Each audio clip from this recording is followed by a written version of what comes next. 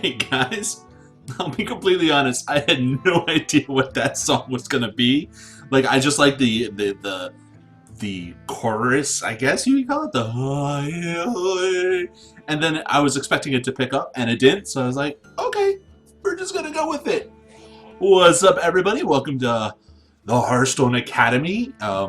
Academy in quotes, I think, is more appropriate. I am your host, your teacher, your professor, ooh, Shaggit of the Howreroll team. I am not. I don't think I'm worthy of that academic. Blah, blah. I'm just gonna start saying random academia words, just like I was in college 10 years ago, and I remember some of them. Yeah, Professor Shaggit.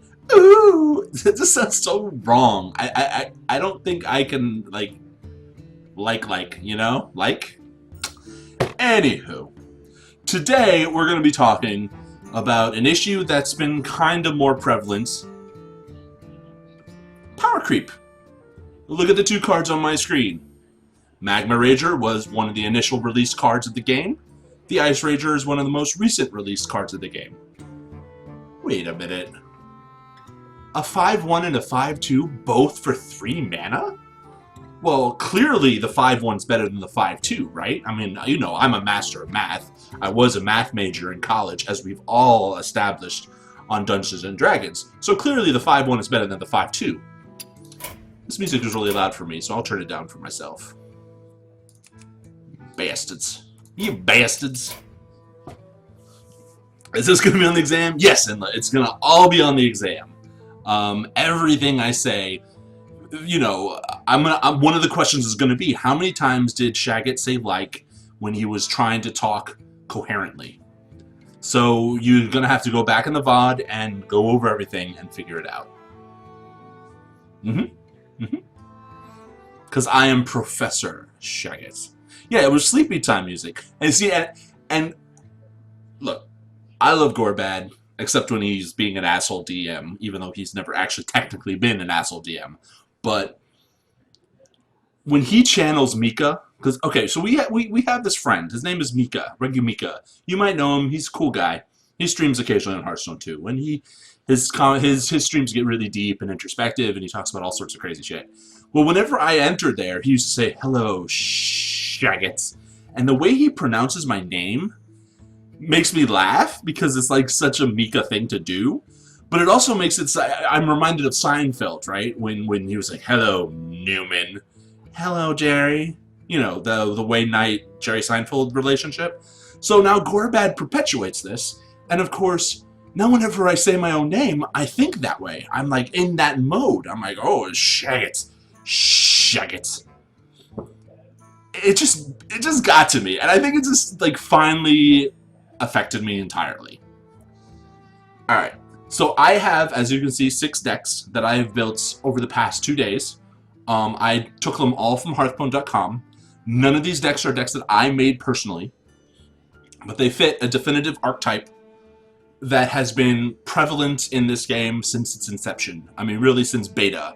So beta was what, like 2013, I guess? Like late 2013. And then beta went to live in 2014. I think that's the history of Hearthstone, but I could be like off by a year. Because, you know, Hearthstone's the kind of game you play off and on, right? You don't really, I personally never paid attention to release dates and stuff like that. I am well aware that there's an adventure coming out, the League of Explorers or whatever, which has a lot of really fun cards. Which maybe my next stream will be about, just talking about them. Maybe I'll try to get them all. Or maybe the whole stream will just be me playing through all the adventures. I don't know. I haven't yet decided. But I kind of like to have as many of the cards as possible before I do one of these Wednesday streams. Just because that gives us the most freedom to experiment, to tweak, and for me to explain things about why cards are X, why cards are Y, why cards are Z, and why cards are shit. In that order. I cracked myself up.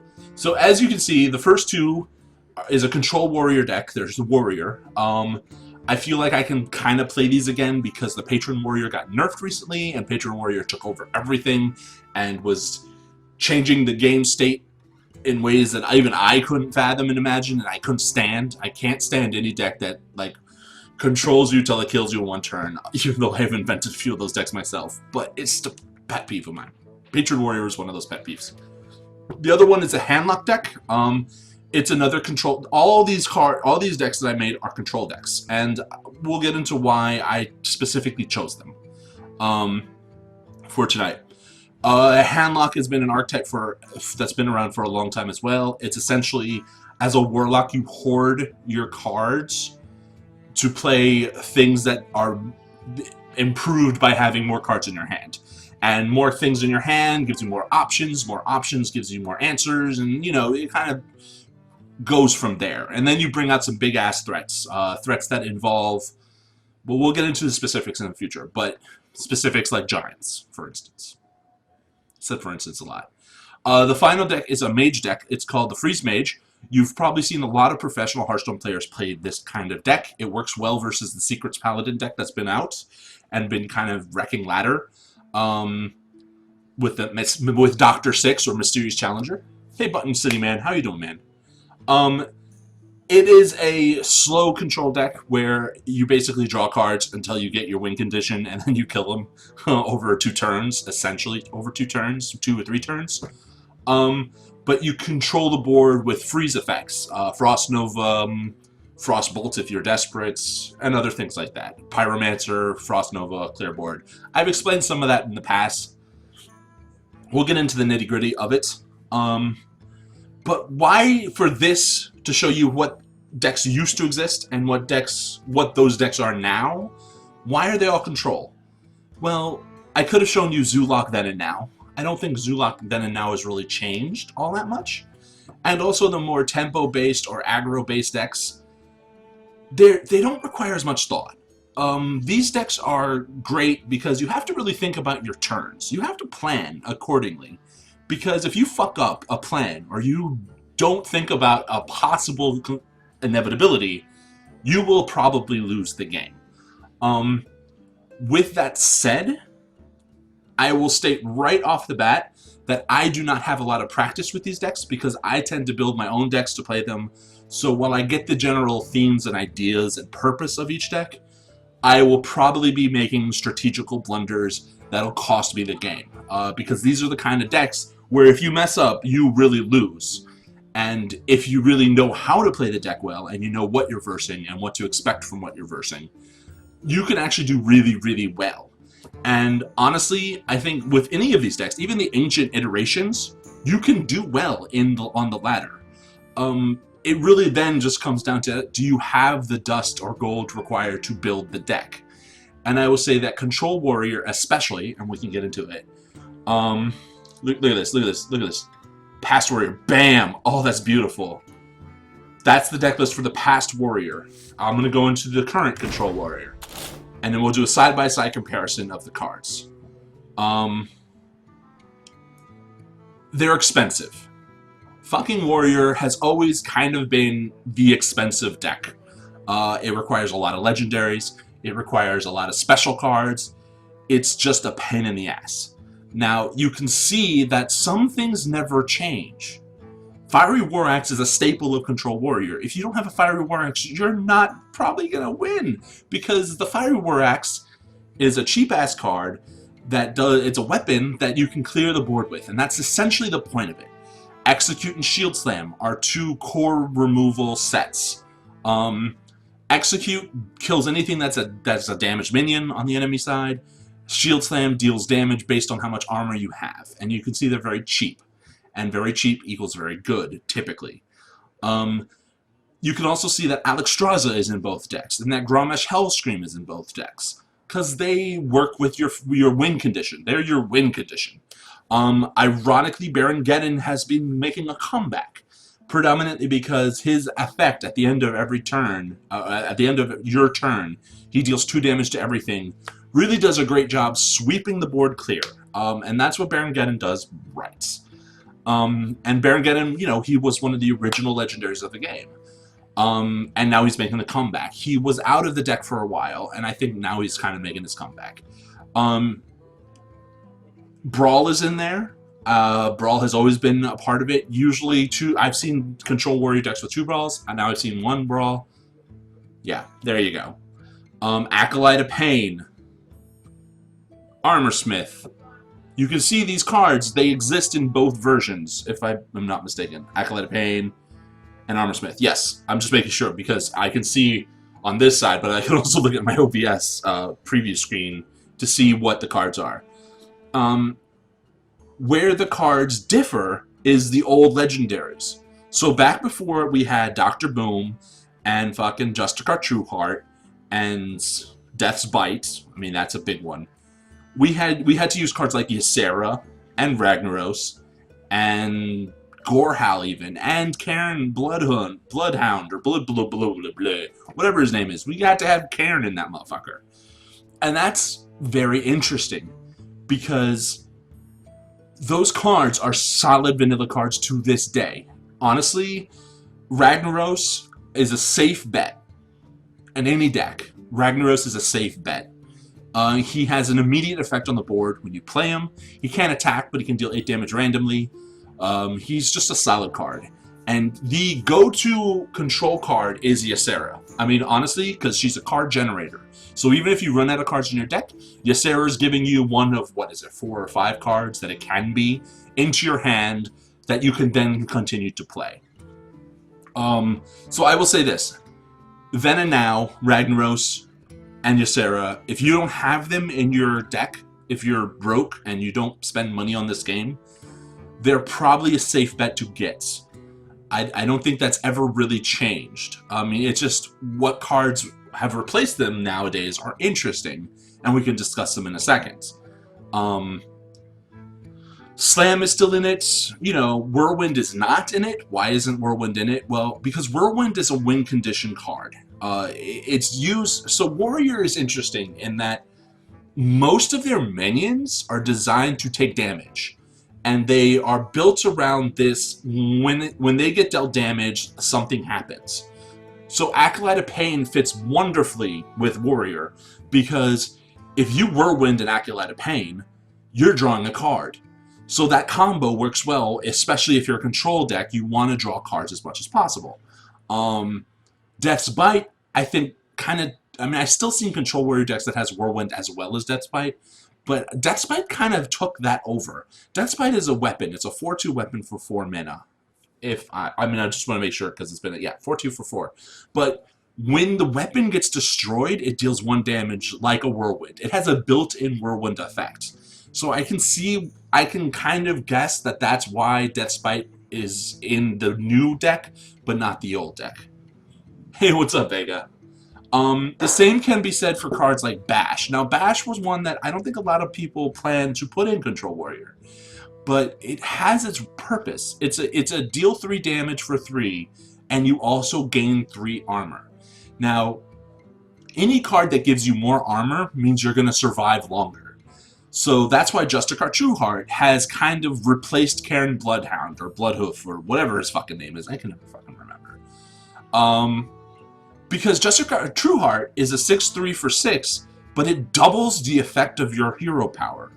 So as a control warrior, instead of getting 2 armor every turn, you're getting 4 armor every turn, which means you're surviving longer, which gets you to your win condition.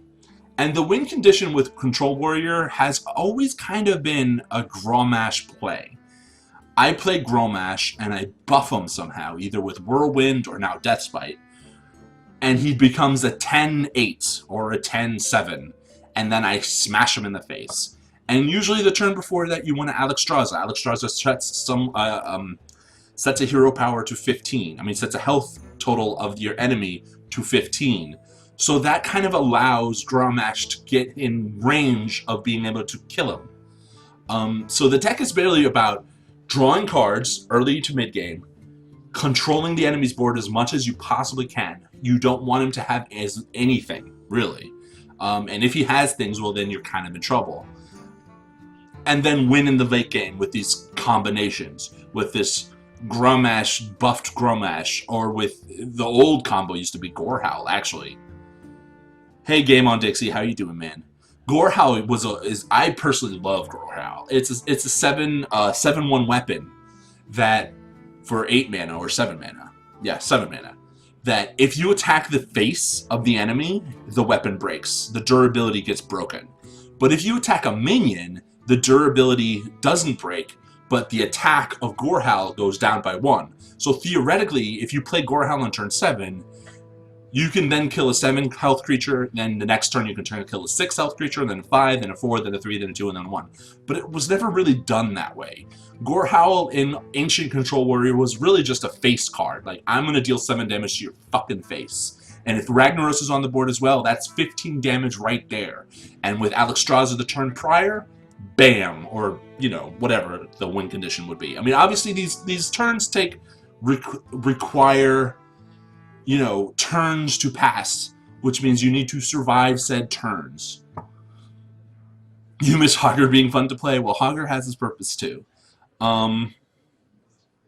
It's an interesting thing. And then Faceless Manipulator, well, if Grommash survives a turn, you can Faceless Manipulator the Grommash, and then you have 2 10-7 or 10-6 cards. And then there's other cards like Spellbreaker. You know, it's like Spellbreaker. Spellbreaker's like never played anymore. Usually if people want a silence effect that's neutral, they go the owl. I guess back in the day there were a lot of cards that needed to be silenced, like taunts, which is why, you know, that warrior had owl as well as Spellbreaker in the Ancient Warrior deck. It's interesting that that's no longer really the case. Usually you can get by with 1 silence, if any, but I have seen different iterations of the deck. So, you know, you can kind of get a sense of what used to exist and why it used to exist. The ancient Control Warrior was interesting. I mean, it really was, and it had its moments. It had its really fun moments, but it also had its moments where you're like, oh, well, I'm definitely dead the following turn. Like, there's no way I could survive this. The recent Control Warrior is kind of more focused on maintaining a super high armor total, and then also getting the win condition. I mean, I think it traded in some of the burst for more of the survivability. I think that's the safest thing we can argue, based on the fact that the old Control Warrior had Gorehowl, that had, you know, fucking other things too that I've already spoken about. The new Control Warrior is more about armoring up, surviving, and then winning. Oh, sorry, Game On Dixie, if it's at the link. You can whisper it to a mod if they're here and they can check it and then post it. But I am interested to hear what you said. So obviously we're going to play all of these decks to see how then and now they kind of operated and work. But I think for now we're just going to, this is like the lecture phase. I guess every professor does that. They're like, well, I'm going to spend an hour of this class lecturing and then the last, you know, and demonstrate. So we're going to talk, so the handlock. Bam, Shabuti, look at that beautifulness. If I can get this to work. Oh, there you go. Handlock, then and now. Oh, it was thinking. Okay, so. Staples of handlock. Making use of your card total in your hand and your health total on the board. Molten Giant, Mountain Giant. They were your end game. If you take a lot of damage earlier and you have a Molten Giant in your hand, the Molten Giant costs less and less each turn you take damage. If you're at 10 health, Molten Giant is free. It costs 0 mana.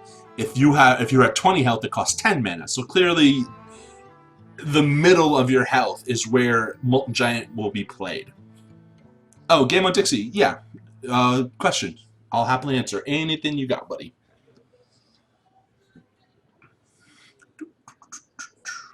But in the meantime, compare. You can see what's then and what's different. Obviously, you can see Ragnaros the Fire Lord is still fucking in everything.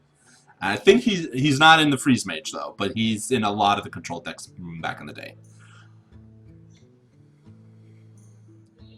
It's interesting. I'm looking at the list now. Were the 2 men on this channel both selected for having 9,000 voices? Oh yes, and Game on Dixie, you could just ask the question. You don't have to say, "Can I ask a question?" I'll happily answer. The more you guys interrupt me, the happier I'll be. actually, in many ways, because I like the interactivity of it.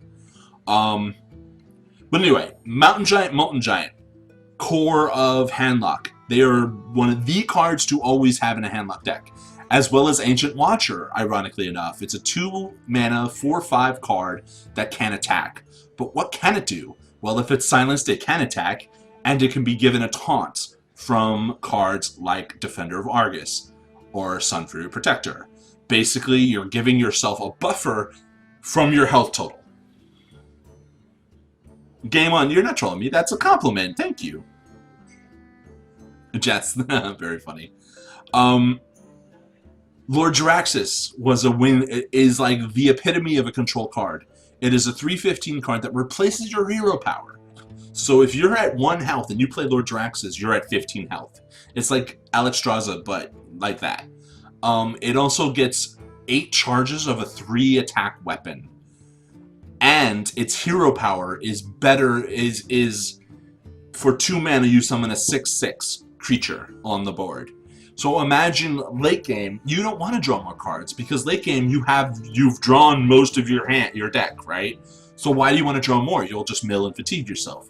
That's where Jaraxxus comes into play. You play Jaraxxus and all of a sudden your hero power helps you into the late game.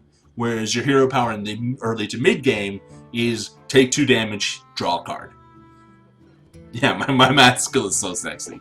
But that's what Jaraxxus really is. He's okay, we're in the later stage of the game. I want my hero power to just propel me to victory by overwhelming him with a weapon with charges, and 6/6 creatures for 2 fucking mana. You're spending 2 mana for a 6/6 creature. That is one of the best things you could possibly do for 2 mana, is get a 6/6 fucking creature. What's up, Chung? It's slow. Jaraxxus is super slow. Because you gotta remember that if I play Jaraxxus to save myself from a certain death situation, I'm only at 15 health. So if the following couple of turns, someone can burst me down from 15, I'm fucked. Like, you can't heal over 15 health.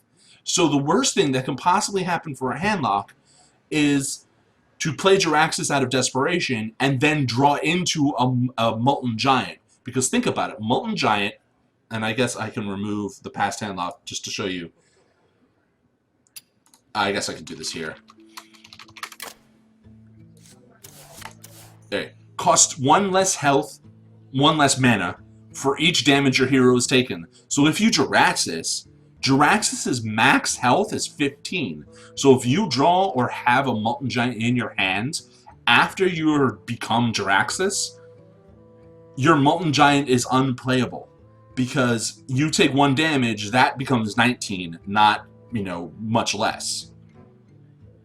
You gotta be careful. So for this to be playable, I think you have to be at 5 health. Because then it costs, no, not even, well, then it costs 10 mana. Is that a good deal? No, you're at 5 health, and then you spend your whole 10 mana on an 8/8 card. That's horrible. And that's the worst thing that can happen as a Handlock, I think. I mean, obviously you can lose. But in terms of like your card synergies or anti-synergies, we can talk about that a little bit later. But there are anti-synergies to some of these decks. Going back to deck comparison from then and now, Soulfire.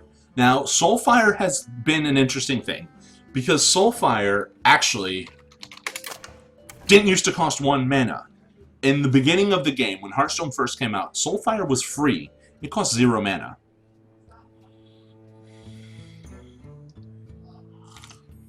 Game on Dixie, you would try to get the Molten out before you had to Jaraxxus. And then that's where the lot of thought process comes in. Because you still don't want to play a Molten when it costs 5 or more mana, typically. Because you want to be able to make them taunts, which is what fucking Defender of Argus or, Sunfury Protector does, essentially.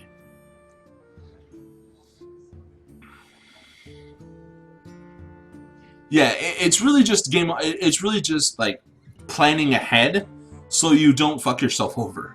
But sometimes you're going to draw your Molten Giant at the bottom of your deck. and by the time you've already played your Axis. And that's, you know, then it's like, well, Molten Giant's a dead card. It's just in your hand. You can see, though, that there are cards that are designed for the mid-game. Oh, well, no, getting back to Soulfire. Soulfire used to cost 0 mana, and the cost of Soulfire was the discard of a random, was a discard. You would lose something in your hand for 4 damage and for free mana. They nerfed Soulfire, and they made it 1 mana. It's not seen very frequently anymore. Soulfire is not the discard.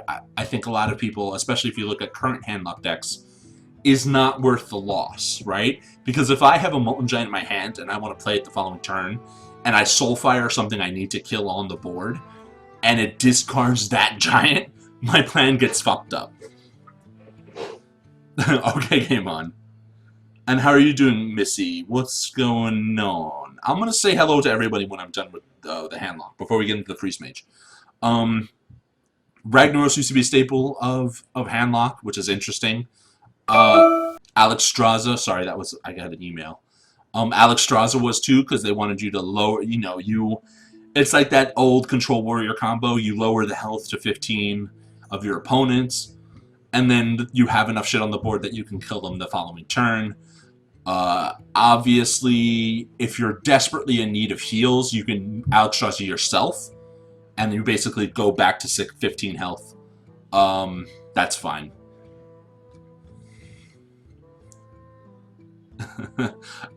Big Game Hunter, staple both times. Shadowbolt is interesting. Shadowbolt used to be a part of handlock, but then it got replaced by the power creep, which we can talk about. So Dark Bomb came out, and let's look at the difference between these two. So there's Shadowbolt. Deal 4 damage to a minion for 3 mana. That's not bad. You can kill a lot of creatures for 3 mana. Dark Bomb is a recent introduction into the game. It's 2 mana and it deals 3 damage, and it can attack someone's face. So if someone's at 1 health and you draw Dark Bomb, you win. If they're at 2 health, you Dark Bomb them face and you win. Dark Bomb kind of replaced Shadowbolt, because Shadowbolt was being used to control the board. Dark Bomb can be used to that purpose as well, and also addedly hit someone in the face. That's pretty damn good. Nostalgic Fusion deck, we can talk about those kind of cards later. Okay, there you go. Hellfire is how you clear the board, you know? Back in the day, Hellfire was really the only way you clear the board for Warlock. Shadow Flame is a card that requires a sacrifice. Destroy a friendly minion and deal damage to all enemy minions. You sacrifice a friendly minion, and you deal that damage to everything on the board on the opponent's side. So if I have a 2/1 Owl and I Shadow Flame it, 2 damage across the enemy's board. Why gotta be dark? Why gotta be dark, yo? I don't know. It's interesting just to see how things have changed. Leroy Jenkins was never... I mean, Leroy Jenkins used to cost 4 mana, and it was a 6/2 that you would use to close the game. Usually it was prevalent in Rogue. Now it's not played anywhere because they nerfed it. They made it 5 mana instead of 4. Kezan Mystic is included because of all the secrets that have been going around. That's like a recent addition. You build your deck to face what you're experiencing on the ladder. So if you're experiencing a lot of mages, hunters, and paladins, which I think this person who made this deck is, he's like, well, Kezan Mystic is a must include. Like, the odds of you reaping value from a Kezan Mystic is greater because those are the decks that most people are playing, have secrets in it. Back in the day, there was no Kezan Mystic. If someone played a secrets deck, you were fucked. You had to work around it and make it activate and shit. And you really had to think about what to do in given situations.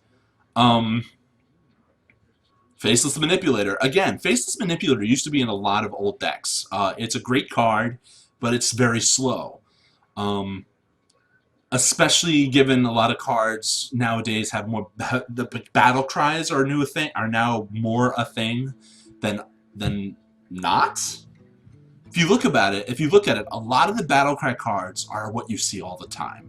They either are activators like Abusive Sergeant or fucking Alex Straza to lower your health. It's interesting because back in the day, battle cries were not as big.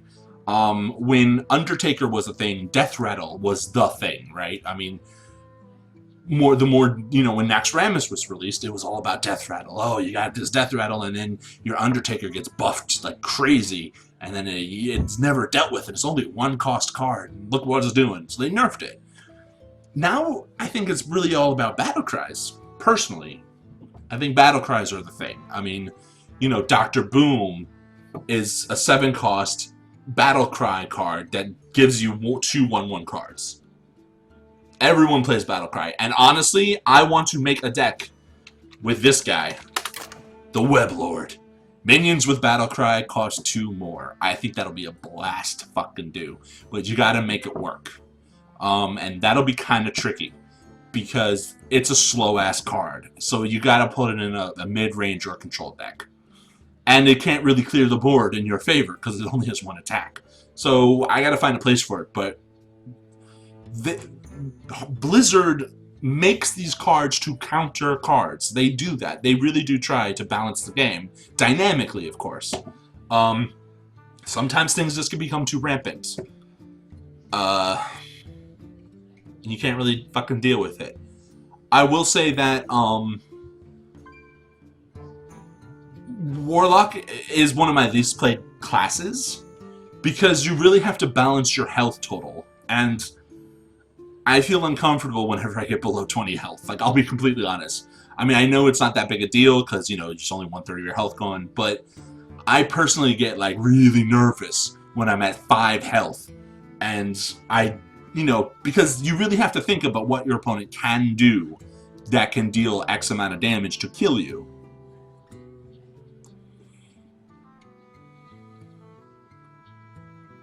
Hammer, well, okay, so that's the thing. I'm saying this right now. All these past iterations, here, I'm just going to do this.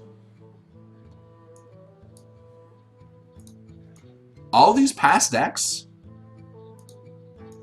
I think for the most part, you can pay, I'll just replace this. They're past. I think you most likely have these cards, for the most part. I think you have most of these cards. I contend that they can work in today's ladder. And I'm not going to I'll go over Free Space last. I'm going to play a few games of Warrior and Handlock, and I'm going to play the ancient versions of them. Hey, Peace Monks, how are you doing? Yes, game on Dixie, absolutely. Just because you have something that can counter something doesn't mean it's going to work. It doesn't mean you're going to draw it when you need it to be drawn. So, here's what we're going to do. I talked about Control Warrior, that's what we're going to play first. I'm going to put the Past Warrior deck up, because you guys need to see it. And honestly, I think Past Control Warrior is the best of the 3 in terms of, like, viability now.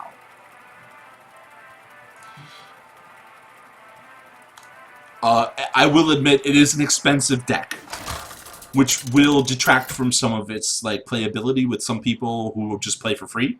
Garrosh versus Jaina. You asked for it. Because you never got too far into Magic the Gathering. It's a huge money pit. I think a lot of these kind of games are huge money pits. So, emphasis for Mulligan, or Mulligan, is Fiery War Axe, prioritize. Slam, prioritize. Brawl depends on what deck you... If it's a Secret Paladin, you probably want to keep Brawl. Otherwise, you can get rid of it. Execute is one of your removals, but I don't think you need it. Like... And Slam, if Slam doesn't activate, if you don't draw a card from it, it's still a removal card, and that's what matters. That's why you fucking have it. And Acolyte of Pain. You want things that draw cards. I don't have to bring out my Fiery War Axe right away. Finally, a second chance. I can now, and I will now, only because I drew another Fiery War Axe. I will just say this right now, my plan initially was just to Slam, because I don't want him to know I have a Fiery War Axe, but since I drew into my second one, I can burn charges, right? Because otherwise, this one's a dead card.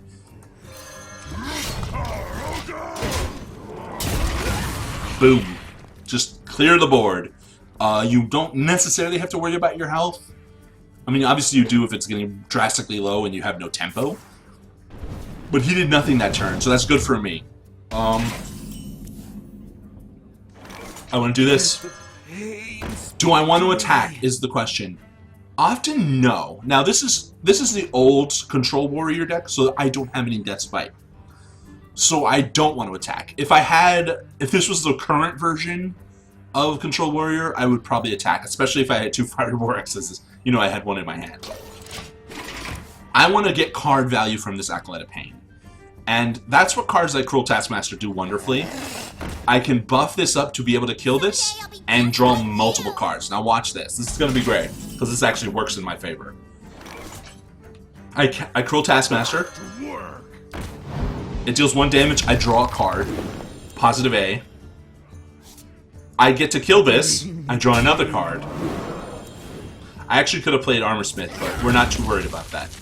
And then I hit and kill. I could do this now. How do I want to spend my extra mana, my 2 mana? Technically, I should have Armor Smiths, but I'm just going to Armor up, because we're okay. We're okay. This Acolyte got all 3 cards are going to be drawn from this Acolyte. That is, like, amazing value. Because obviously you don't want the game to drag on super long. You kind of want to have everything you want. He's milling me. Okay, so now I'm going to be milled, or I'm about to be. Obviously you don't want to lose cards in your, you know, draw. Okay, so what am I going to do now? I'm going to play this old baddie.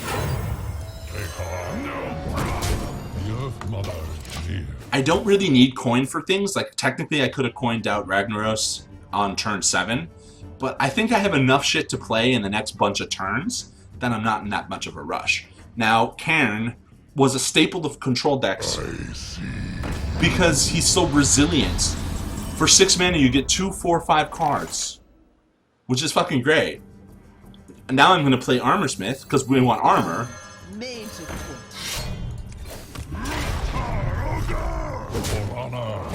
Control his board. I actually should have... That was a mistake of mine. I should have attacked with this, because that would have killed that. But I wasn't thinking straight. Anyway, I'm trying to explain things, and I wasn't, like, really paying attention. What I should have done there is my Fire Warwick charge, as well as the 2/2 into Loatheb, and then that 4/5 would have still had the Death Rattle. So I basically sacrificed the Death Rattle effect and 4 damage. Not ideal.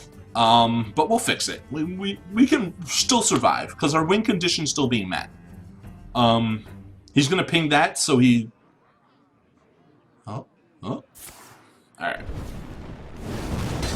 We're still okay, guys. We're still okay. I'm gonna slam this so I draw a card. I'm getting all these cards I need. No problem. I guess do that. I'm gonna draw another card. And look at my armor total. Oh, it's getting beautiful.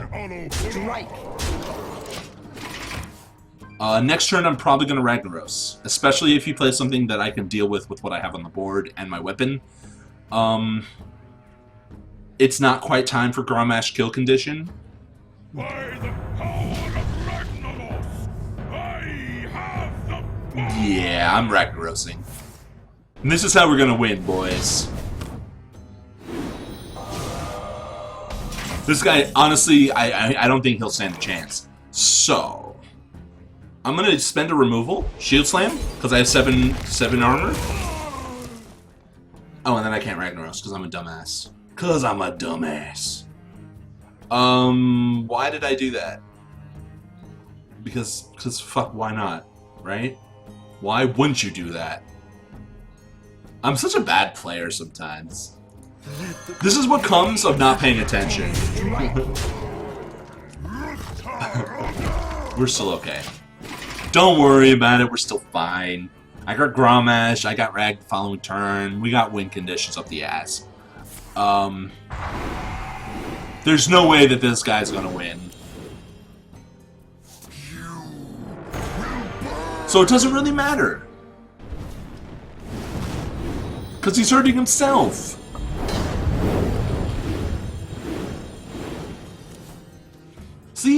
got win conditions like crazy, guys.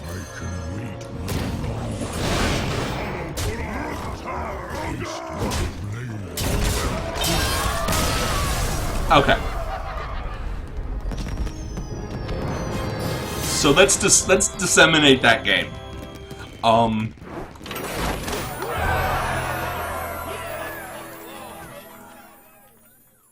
From turn 5 on, I was going to win that game because my card draw was off the hizzy. And yes, I just said hizzy.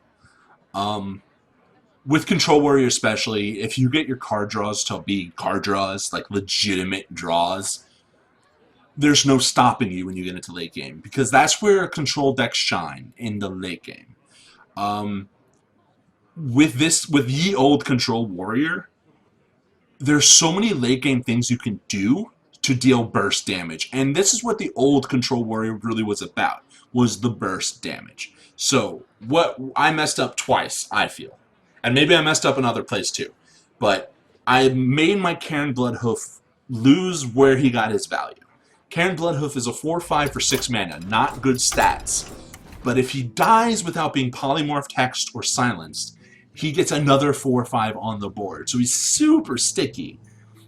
And he played Loatheb the turn prior. And I had a weapon charge of 3/1, an Armor Smith, I think, and a 2/2 Cruel Taskmaster, as well as a 4/5, and I stupidly ran my weapon and Cairn into a 5/5 creature, which essentially was overkill, for starters, because I'm dealing 7 damage to a 5/5 minion, and I could have still taken the face damage with my 3/1 weapon, as well as run my 2/2 card and killed Loatheb, and Cairn would have been healthy. He would have been a 4/5 with the Death Rattle that summons another 4/5. So, I'm playing a mage that didn't use secrets, which we have to be careful about. That was my first mistake. The second mistake was I wasn't paying attention to my mana cost. So I played a card when it was turn 8 and I could have played Ragnaros. And I still have shit on the board that could have dealt with the 7/5 Baron Geddon. He played Baron Geddon. And I didn't do that? I could have dealt with the 7/5 Baron Geddon and then played Ragnaros on a clean board, so Ragnaros would have hit 8 damage to the face. Those were the 2 mistakes I made. Fortunately, I had everything I needed to win beyond that. You know, I was dealing enough damage in the mid-game, I was controlling his board in the early to mid-game as well, so it didn't really matter. But if this was a professional game, you know, and people were casting me, they would be like, oh, well, why did he do that? That doesn't make any sense. And there's probably other things that I'm overlooking because I'm just, you know, tunnel visioning about what I could have done differently. Ye Old Control Warrior is still a good deck. It still can win you games nowadays, even on higher ladder. We'll do another game. I also felt bad for the mage because he didn't seem he was playing cards that weren't entirely good. Arcane Explosion doesn't really belong anywhere nowadays. I guess he's playing so many paladins he's sick to death of silver recruits. Maybe that's what's happening. It is what it is.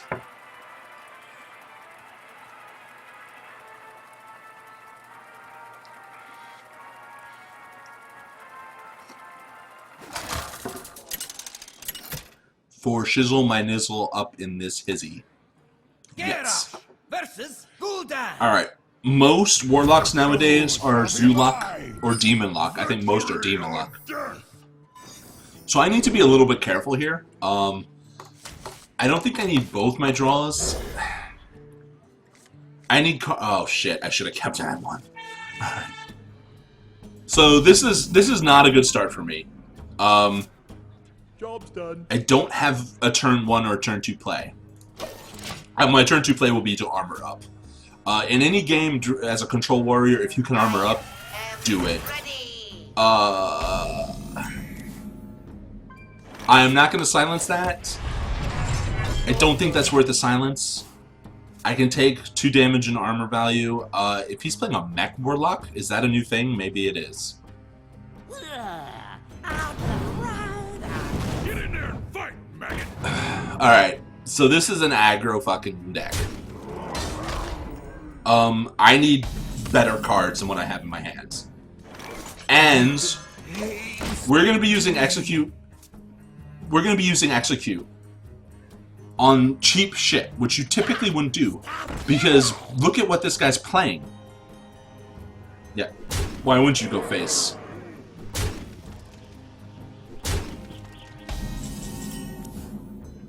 Oh, this is not good.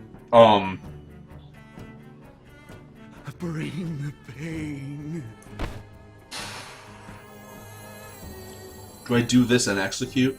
I need to stop hemorrhaging damage. If I silence this, hit it, and then execute, I have 2 creatures on the board that can then deal with some of these, but I can't armor up.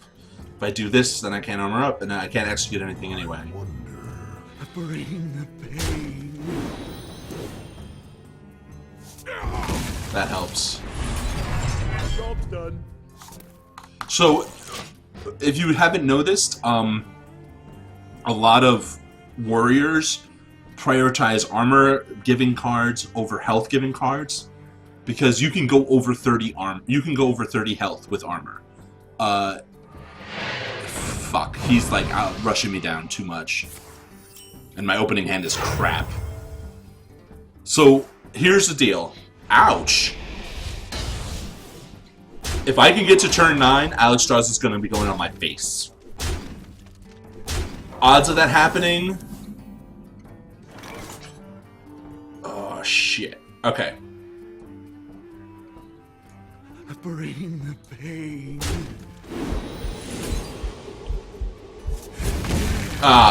If I had drawn this better.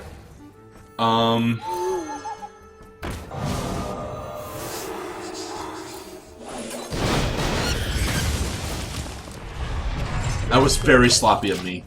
I played that completely wrong. I need Brawl. Yeah, I need Brawl, and I need more armor cards, which ye old Control Warrior doesn't actually have.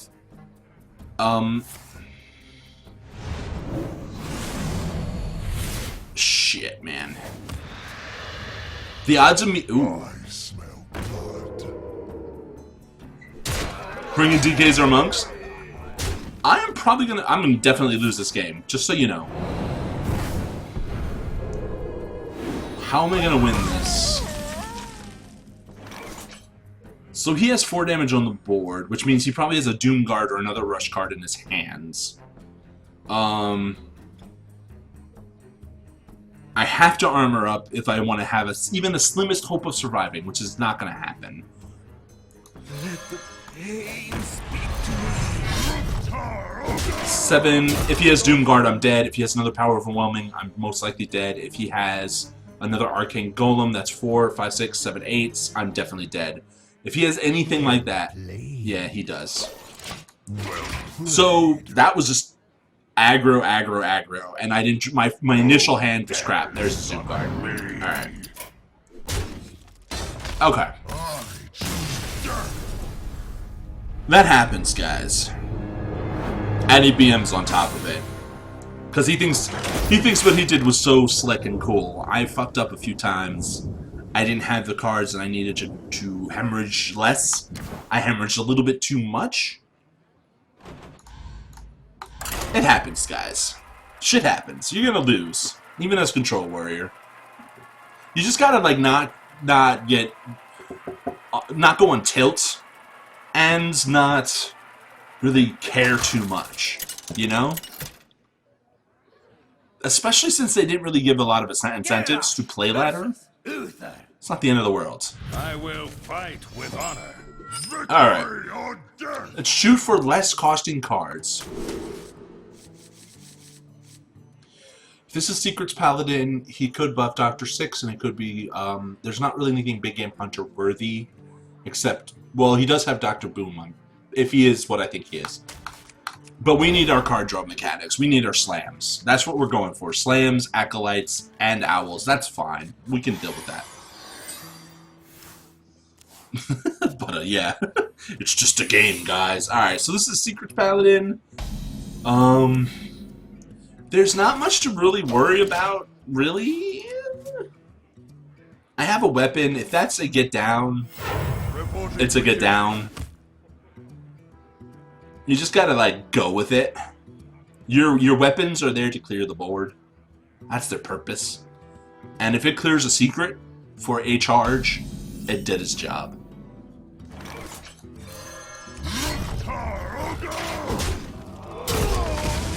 So it's not a get down, which means it's not a redemption either.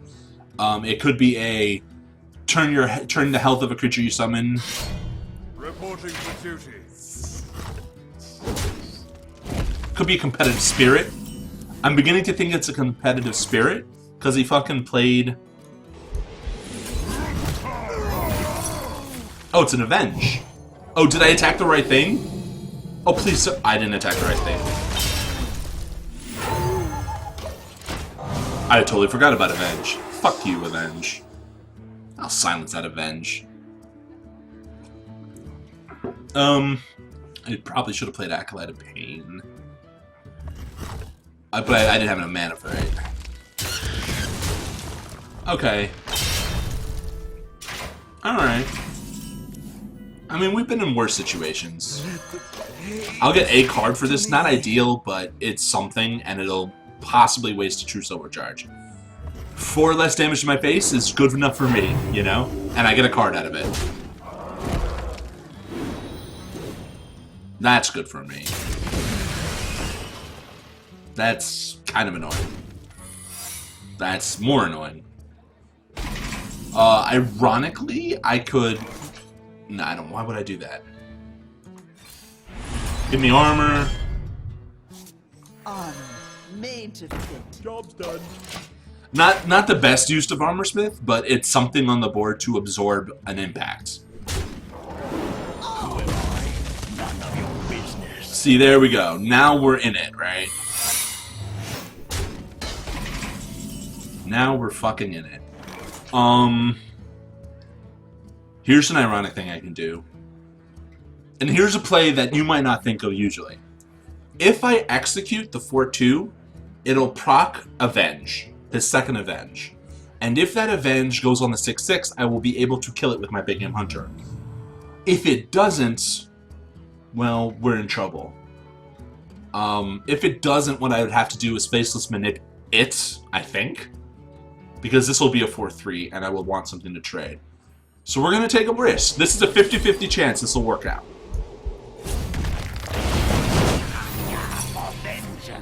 It'll get redemption, which sucks, by the way. He doesn't have an avenge. Go fucking figure. If I do this, it'll become a 6-1, won't it? Shit. I've got the beast in my sight. Yeah, because his other secret is Repentance. God damn it. I am sorry. Yeah, Hammer, I know. I lost before I even began. I did that because... kind of sucks. Yeah, that really sucks. If I played this, it would have been a 6-1. God, this is so annoying.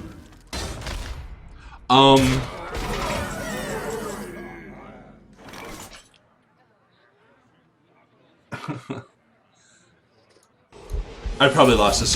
Hope for a Wild Pyromancer.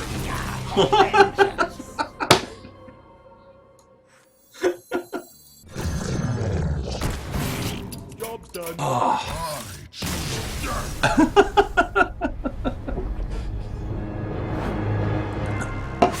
I was kind of hoping for a Doomsayer, but it didn't really happen. That was brutal, man. He drew all those secrets, having played an Avenge, and there was no Avenge. That would have honestly affected the game state a lot. But Secrets Paladin is so annoying for that very reason. You're trying to play around secrets, and if you don't have a Kazan Mystic, you're really in trouble. That happens. Okay. All right. We will survive, guys. Bring it on! We'll prevail with this ancient warrior deck. We'll make it work. Oh my god. God damn you, Grommash. You're not supposed to be there, Grommy.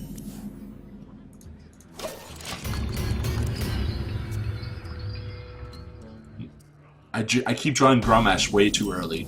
Alright. Honor made to fit. Pretty solid start. Get an armor smith, you get that extra armor, which is your effective health, and then you go beyond getting wrecked. Let's see what this guy's deck is running. Let the pain speak to me. I don't want him to draw more than one card from that. So what I'm going to do is Cruel Taskmaster this To work. to buff its attack, give me an armor, Strike. kill that, and I get another armor. That worked out nicely. Quite nicely.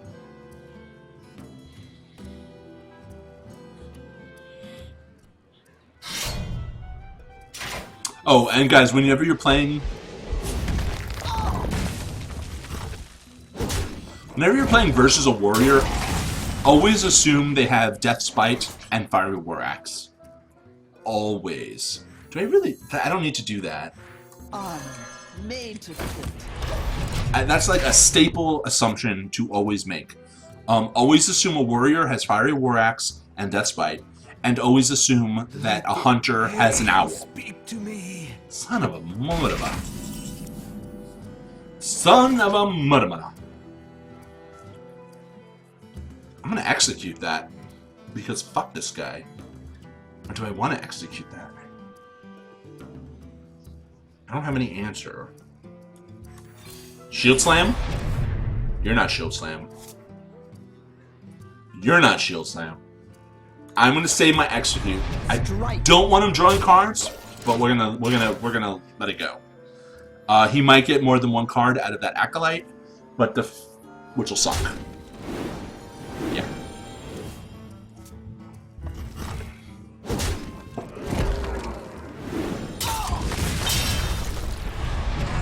So he's playing a control warrior as well. You're going to get to see how... This is a modern control warrior. You're going to see the differences from my control warrior. This will be a nice little experiment for you guys to witness. Pain speak to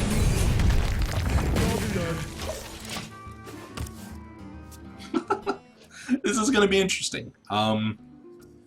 You know for a fact he's not going to have a Gore Howl. He's probably not going to have... You bastard.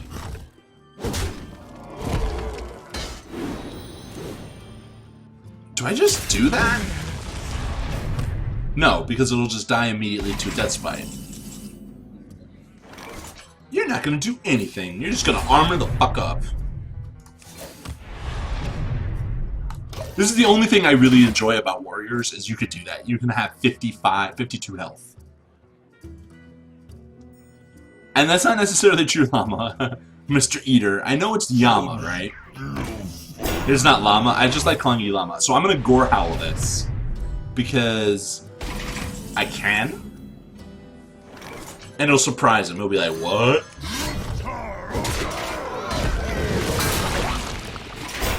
I love Gore Howl. It's one of my favorite weapons, I'll be honest with you. Everyone's all about that, you know, fucking light Ashbringer.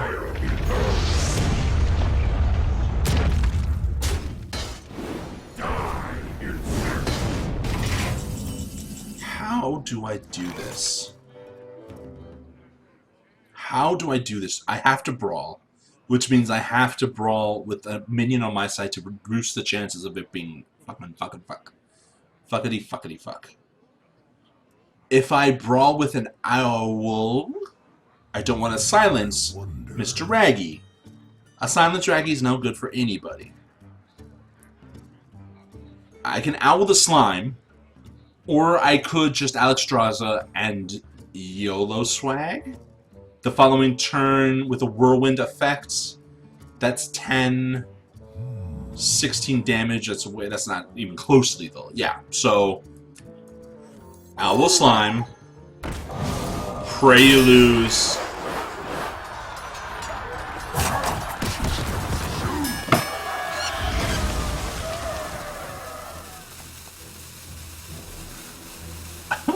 Never lucky, man. Never fucking lucky. That's the second time today I've lost a 1 in 3 chance. Actually, to be honest with you, that's the second time today. The first time it was fucking, it was Ysera. And I had like 3 things on my side, and he had Ysera and another thing. And it was fucking Ysera, man. I bring you life. Alright, he's going for... Oh, Jesus Christ. He's beating me with my deck.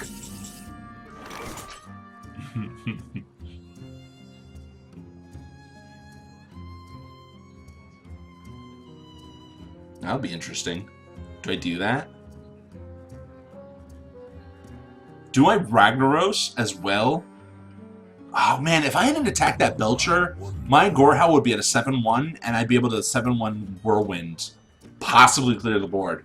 Now watch this shit fail.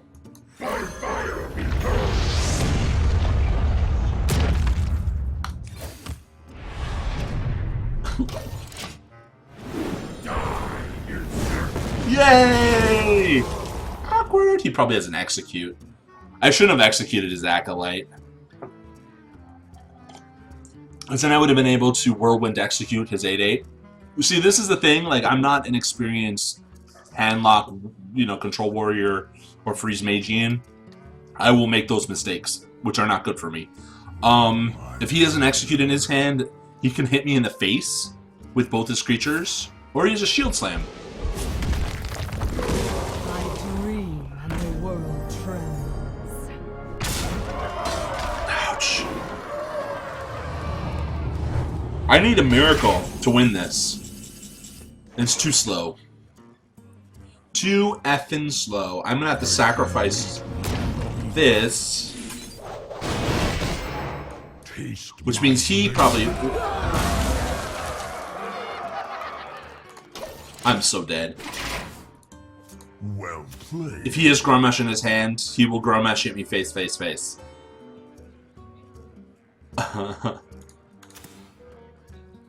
And it's kind of ironic because my deck has a lot of the same cards as his. Like all the cards he played, he played Ragnaros, Alexstrasza, Ysera. The only difference is he did not play fucking Grommash yet or Barongeddon. It just makes me sad. Although I didn't draw my big game hunter, that would have been nice to have, you know? Just a little big game hunter. You know, 13 cards left, it's fucking in there somewhere, and now I've already wasted all that shit.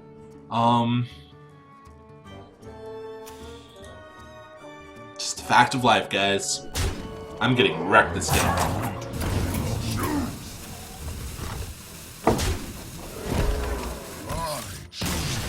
Holy hell, so a modern Control Warrior beat an ancient Control Warrior. This deck, I'm not doing too well today, right? I'm getting punished. Severely punished. Alright. That's smarted, man. How am I gonna win? Alright. I'm gonna take a break from Warrior because I'm not having any luck. We're gonna try Past Handlock, alright? No, that's current Warrior. Past Handlock. We're gonna try to win with Past Handlock, guys. Maybe we'll get lucky. My deck lacks chickens. Yeah, man. Ancient Handlock. Alright. Have to juggle your health totals. Oh, it's painful. So modern handlocks have the heal bot, which is a 5 mana cost 3/3 that heals you for 8. The only comparable thing back in the day before Healbot was released was Earthen Ring Farseer, which is a 3/3 for 3 and it heals you for 3. Case in point. You want to keep Mountain Giants in your opening hands because the goal of this deck is to draw cards. You want to exploit your hero power to no effing ends. Yeah, Angry Chickens. I wanted to do something with the Gnomish Experimenter. Someone injured? Alright. Do nothing. The following turn, I'm gonna hero power, most likely. I could Ancient Watcher, but that just kind of slows down everything, and Ancient Watcher will be doing nothing when I play him, because he's a 4/5 that can't attack. So I'm gonna just draw cards. And look at that. Look at that sexy guy. Oh, look at him. Next turn, he'll cost 4 mana. I can't coin it out, though. Kinda sucks.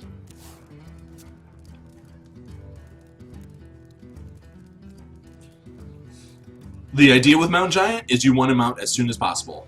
And this is as soon as I possibly can.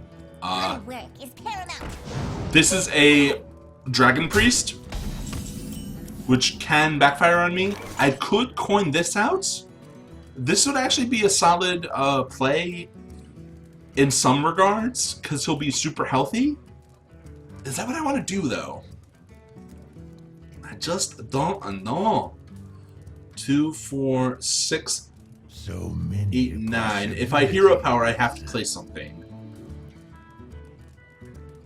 Right? Because otherwise it will be too far Goonies. Greetings.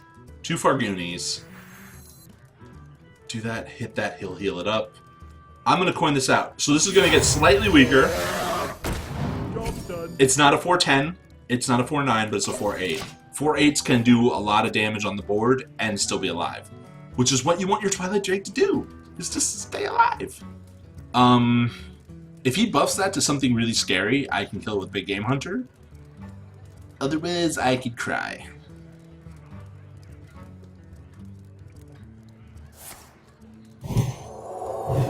Oh, he's going for it, though. Look at that asshole. Look at that son of a bitch. Hero power, this goes down to 4, but it doesn't help me. My eyes are open. Greetings. I should have hit that first. Oops. was a mistake. I should have hit the 1-3 first and then healed it up. Because I just gave him a card for free.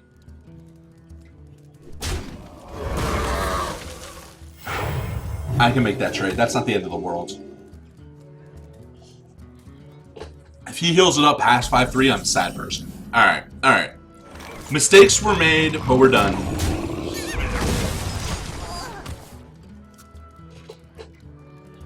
You sold that dungeon, yes you did. Well, you're just that pro, man. Shadow or Death. So, Priest is going to be a tough matchup because... Okay, I'm going to squelch you because you're being a dick. They have 2 Shadow Word Deaths, and they have probably a Light Bomb. Light Bombs will be able to get through a lot of my bad shit. So...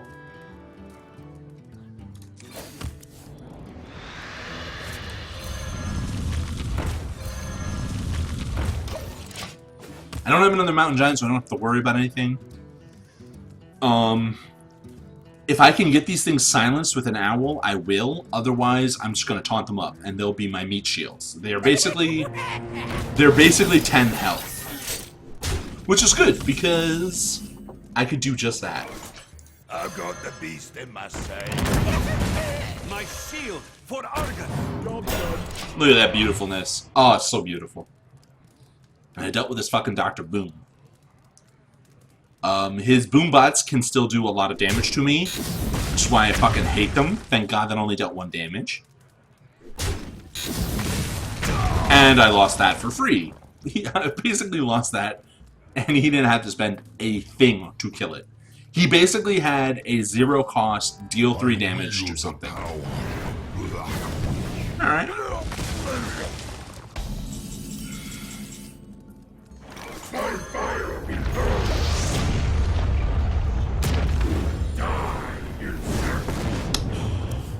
I kind of hope that would attack something else. If he has another Shadow Word Death, okay. He might Light Bomb this. This looks like a Light Bomb turn. Because... Or not. Alright. Siphon Soul... Do I want to Siphon Soul anything? I don't really want to Soul Fire. I can Alex Strazing him doesn't really make a difference. This is kind of more dangerous than this. But either of these will die. If I Soul Fire, I might lose a card. So many possibilities. I don't know what to do.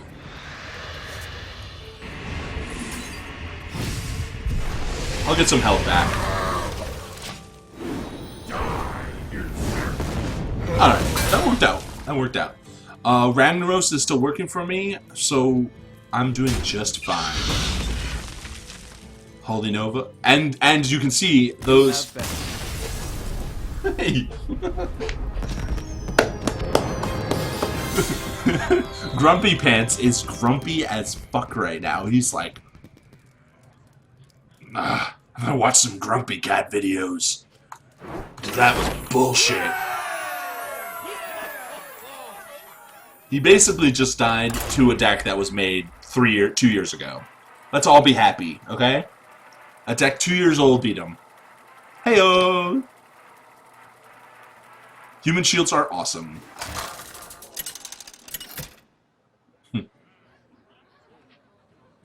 Gul'dan versus Magni. Yeah, he's wearing pants. Shall be mine. Honestly? I'm gonna keep everything here. Reason being, I have Mountain Giant, I have Molten Giant. Both benefit from having cards that I can't play. So the Mountain Giant will be played earlier, and the Molten Giant will be played earlier too, because I'll be taking damage every time I draw cards. And this is the synergy I was kind of talking about with Handlock. Molten Giant and Mountain Giant kind of work in synergy with each other, because to draw more cards to make this cheaper, I take... You got me. I won again! Hooah! So that's my ingenious theory crafting and decision making at work here. Make that work.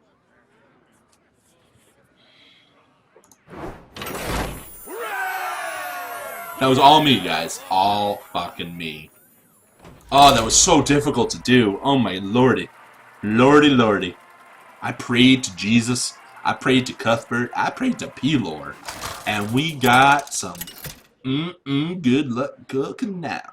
Yeah. Gul'dan versus Gul'dan. Does anyone have any questions? Soul shall be mine. I am your nightmare. Fucking Leroy, man. Alright. Get rid of Leroy. Keep everything else. Intimidation at work. Yes. Pelor Jenkins. That's what it should be. It should be Pelor Jenkins. Why do you call? Pelor Jenkins. Alright, Hellfire's gonna be super fucking useful. We should invent fucking Howreroll Hearthstone cards. That would be great.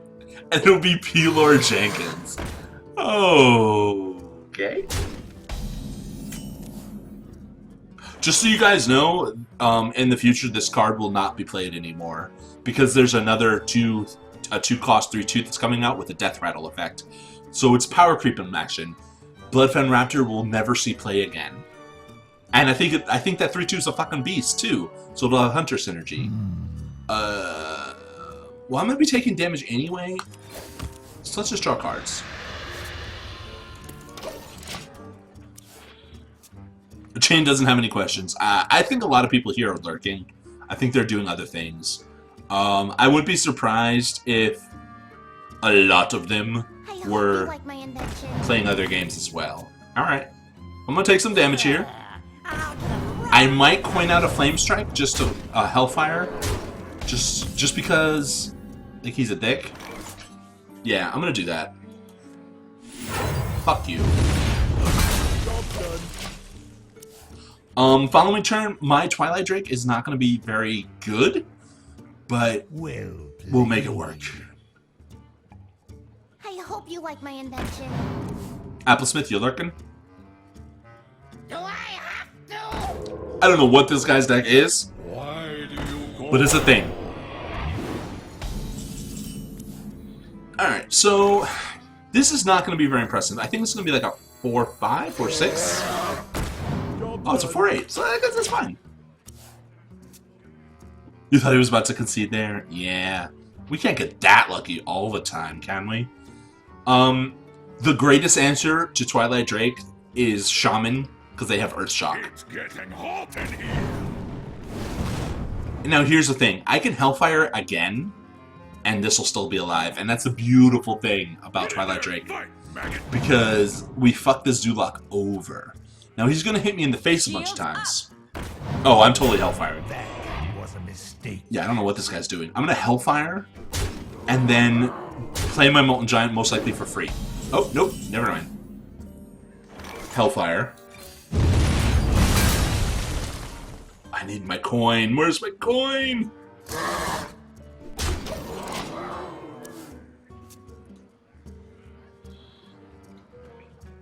QMN, the highest rank I've ever been, and I need to preface this, I've never actually tried to climb the ranks, was rank 9. And that was with a crazy one-turn kill deck I made called the Shaman deck, the Shambulance. Okay.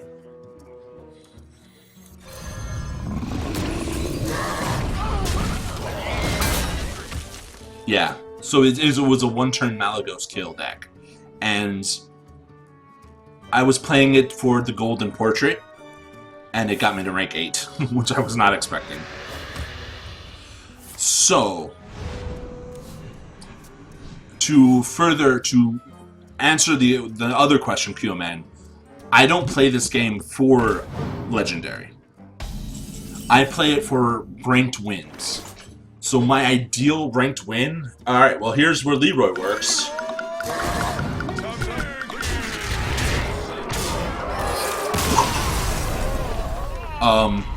Why do it in ranked? I do it for the... It's so loud! It's so loud for me. Alright.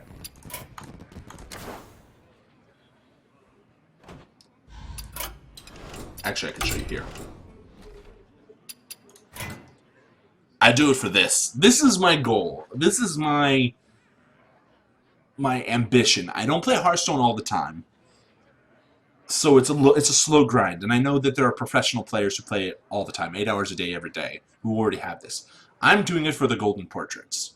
So I prefer to stay in the lower ladder. I prefer to stay rank 20 to rank 10. I find there's the most diversity of decks that you play against, and I find that it doesn't matter if you win or lose. So, as you can see, I already have the Shaman, I have the Golden Paladin, I recently got the Golden Druid, hell yeah, and I have the Golden Priest. Doing it for ranked wins. Mage is my next closest, 171 out of 500. As you can see, I never play Warlock, so it's 35 out of 500. Hunter's 59, Rogue is 42, Warrior's 71. So if I wanted to do it based on how quickly I could be done with it, I would do Mage, then Warrior, then Hunter, then Rogue, then Warlock. But the good news about, the good thing about today is the decks I'm showing you as their old incarnation, they're all decks that if I win with ranked, it's good. It goes towards that goal. Yeah.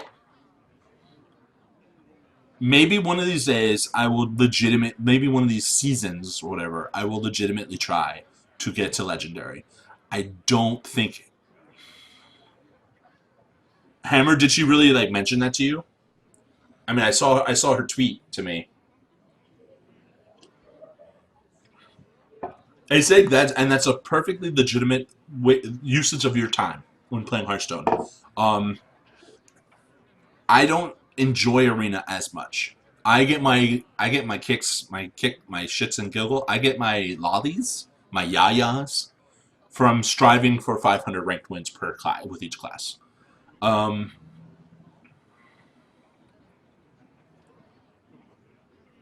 it's a struggle because I get, when I latch onto a class to play, I tend to stick with that class throughout everything.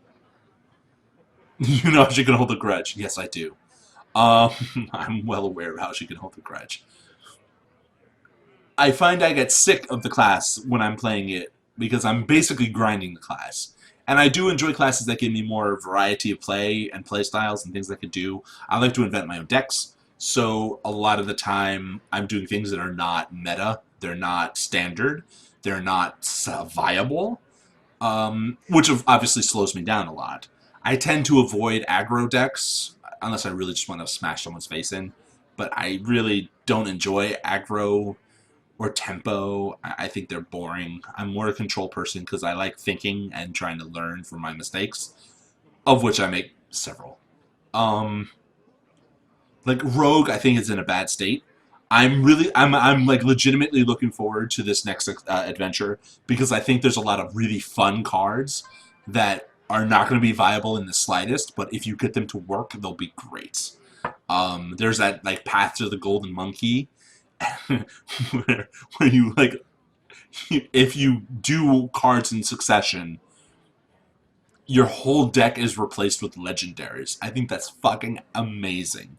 I love randomness. So the discover mechanic sounds like a lot of fun, even if it's not going to be good. I think some of those cards are legitimately overpowered, but it is what it is. And any game that I love the games where random stuff happens, surprising stuff happens. Yeah, the monkey, man. Applesmith, the monkey. So, sure, people are going to play the decks, the strong decks, and I'm just hoping that the meta slows down. That's my, like, only real true wish. Because in a slowed down meta, your games last longer and more interesting things happen. I don't mind getting my ass handed to me by a control versus control or a mid-range versus mid-range or a mid-range versus control matchup, where it at least gets to turn 10 without being a one-sided monkey. If it gets to turn 10 and I'm barely alive and the opponent's at 30 health, it's not fun to me. That's not challenging. It's not creative. The close games are my favorite kind of games. The games where I'm at 1 health and I survive for like 3 turns extra. And then the comeback might happen. And, if my Ragnaros hits the face, I'll win. But if it doesn't, well, I'll lose. Those kind of games are worth, like, my time. Right? So that Warlock, there was a Warlock game I played a few minutes, like 20 minutes ago, a half hour ago. And I got absolutely crushed. I mean, he had he had all the cards he needed to win. I played a game earlier today where the fucker it was a rogue, an aggro rogue, and he just happened to have both saps in his hand. So I played taunt, he sapped it. And I was like, well, the odds of him having another sap in his hand are pretty low. And he cold-blooded his 2-1 into some 6-1 or whatever, and then Tinker's oiled, and then I was like, well, he definitely has a Blade Flurry, so if this taunt doesn't survive, I'll lose his other weapon hit. And he had another sap. And it was just like, fuck you, man. Luck goes with you and it goes against you. But the fun games and the decks and the heroes that allow you to play a bunch of different types of decks. So Druid pissed me the fuck off because there's only really one thing I could do with the Druid deck. I mean, yeah, you could play Token Druid, and yeah, you could play Ramp Druid, or Mid-Range, or Combo, but Druid, I found, had the most of every deck had the same cards in it. Like, if you don't run Swipe, you're gonna lose. If you don't run Force of Nature Savage Roar, you're gonna lose. And I want to play decks where I don't have to run Force of Nature Savage Roar,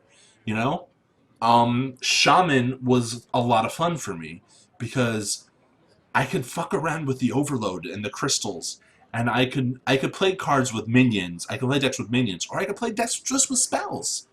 My Shaman deck has 4 minions in it. Everything else is a spell. And yes, it gets countered hard by Lolitheb, and, even Trugzor, although he's never played, because of Dr. Boom. But it's fun for me, because I'm like, can I survive with this deck, with this hand? Mage, I feel I can have fun with. Mage, you can do a lot of crazy things. Most people play Mech Mage, or Tempo Mage, or Freeze Mage. I have fun playing crazy Mage decks. I mean, there's Echo Giant's Control deck, which is a lot of fun to play. I'm not very good at it, but it's fun. Paladin, before Secrets Paladin came out, I had a blast with Paladin, because I was allowed to do crazy combinations, like the Kodo Humility combo. Free execute. I mean, essentially, he has an 8/8 minion on the board, and I'm at 7 health, and I draw into Kodo. I could humility that 8/8 to a 1/8 and then Kodo it to kill it. Blast. Love it. Now Paladin, I don't think I'd have as much fun. I'm kind of glad I missed that boat, because Paladin has become this, you know, very efficient, albeit annoying, secrets Paladin.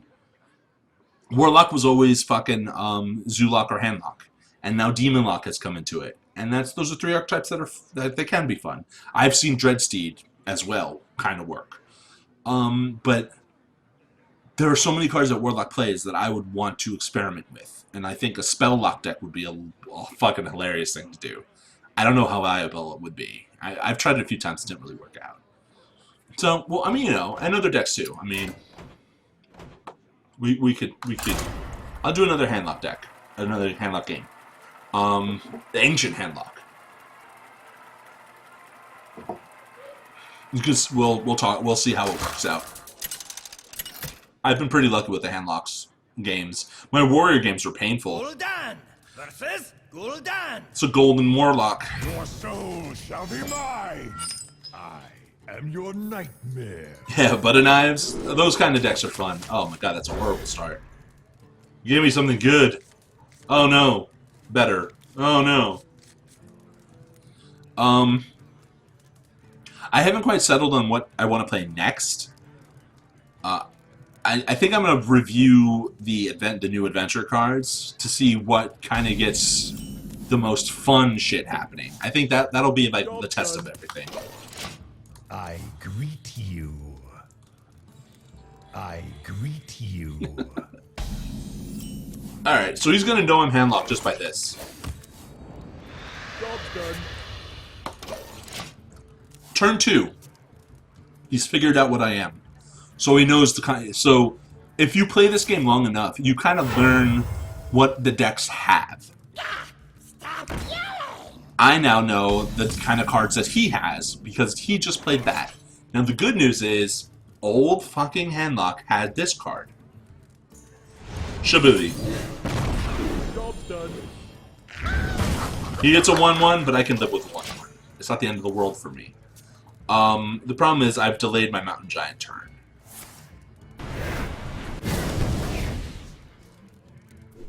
So I'm going to Hero Power and Silence. I could save Silence for Void. I mean, I think that's a better play, actually. Can I take another 3 damage if I do this draw card?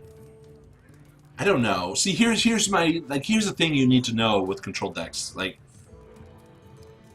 he has Mal'Ganis, he has Jiraxis, he has Void Terror, he has Void Caller. So would I want to silence a Void Caller? Most likely. He has Doom Guards too.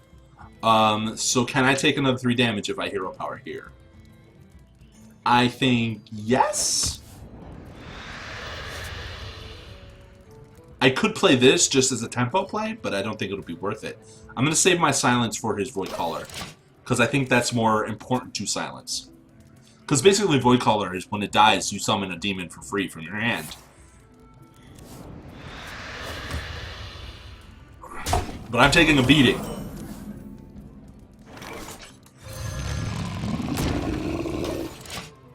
And now I'm threatening him.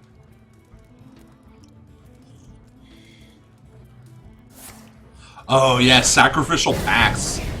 Woo! That's getting hellfired. Holy hellfire. Oh my lord.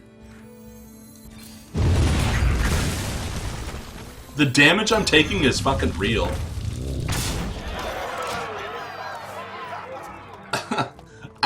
This is why I don't like playing Warlock. Because having 14 health makes me so nervous.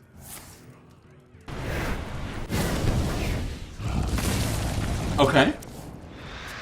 I could Ironbeak Owl the 4/5 and Sunfury Protectorate, or I could just play this.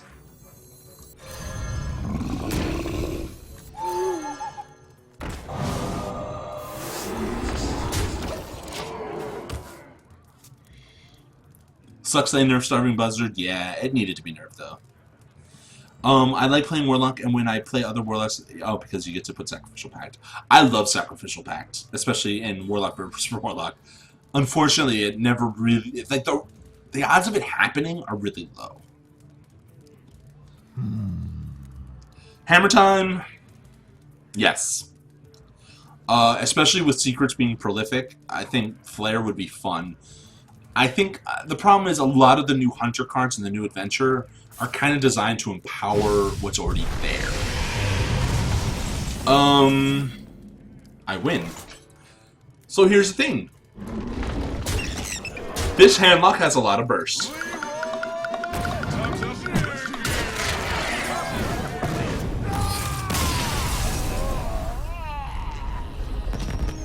Somebody stop me! I don't think he was expecting that at all.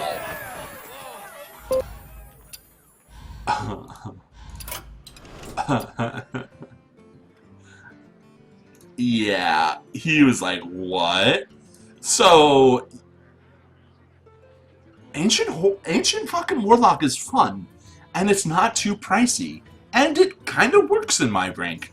If you're at like rank 15 and below, you could probably get some wins out. Oh yes, Applesmith. The best thing I've ever done in those matchups is Sacrificial Pact on Jiraxis. Love it. Eater, I'll explain in a second. Or Harrison Jones on his Jiraxis weapon charges.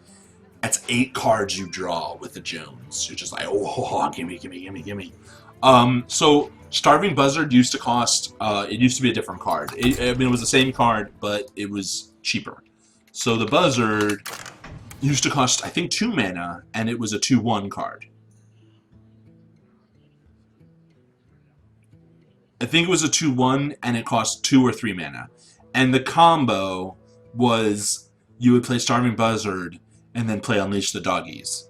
And that would be your main source of card draw in the game, in the deck. You'd have some other ways, but really that was what you did. And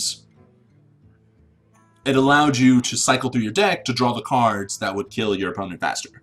Now Hunters have different mechanics in play to make that a thing. But Starving Buzzard was instrumental in if you were a hunter and it was before turn 7 and you drew Starving Buzzard and Unleash the Doggies or another beast or other beasts, you would get a lot of cards in your hand and then just win the game outright. Because your opponent would lose steam, lose momentum, be dealt with. Yeah, it was a 2/1. I mean, when Blizzard nerfs a card, they basically nerf it into unplayability. It's kind of funny that that's what happens, but it is what happens. Yeah. Oh, it was. Oh yeah, and you do Snake Trap, so you would, oh my god, that's just like unheard of, man. Because also a lot of the secrets used to activate on your turn. A lot of the secrets, if they didn't have that requirement, you could pop them. It was very weird. There was a paladin trick, which didn't work very frequently. Eye for an eye. When your hero takes damage, deal that much damage to your enemy hero. When secrets, some of them used to pop on your turn, you could do crazy things. Like force yourself to take 8 damage by swinging into a guy's 8/8 card with Eye for an Eye, and then would deal 8/8 damage to him. Like, what? Really? I mean, and there were other combos too. I'm forgetting what they were, but they were crazy combos where you would still survive, but you would deal a killing blow to your opponent because you would just, it's this extra damage for 1 mana. Yeah, Snake draw with Buzzard, right? You play Buzzard on after your your Snake card, and then all of a sudden they attack your Buzzard to kill it, and you draw cards. Yeah, it got slaughtered. A lot of cards got slaughtered. You guys need to remember, they nerfed cards back in the day, and they've made them unplayable, and it's kind of a shame. But it also has to do with power creep. Power creep is a thing. It's a thing, damn it! It's a thing. Giving you better cards for the same cost. All right.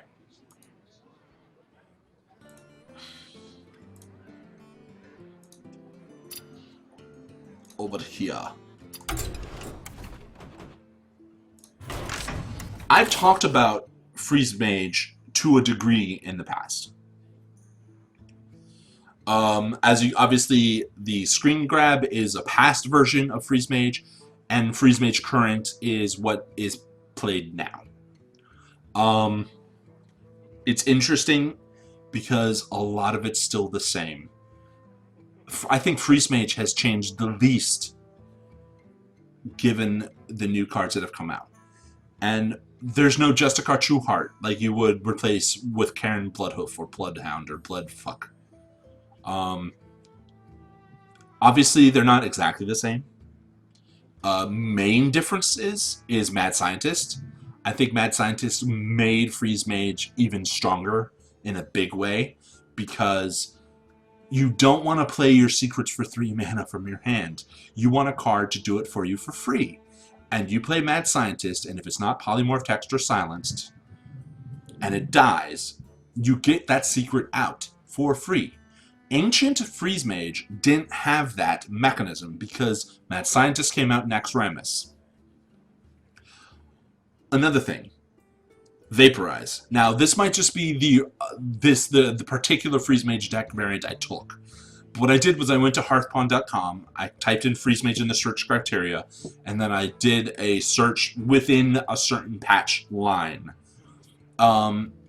I think Vaporize was another way of dealing with big creatures on the board solo without wasting your fireballs.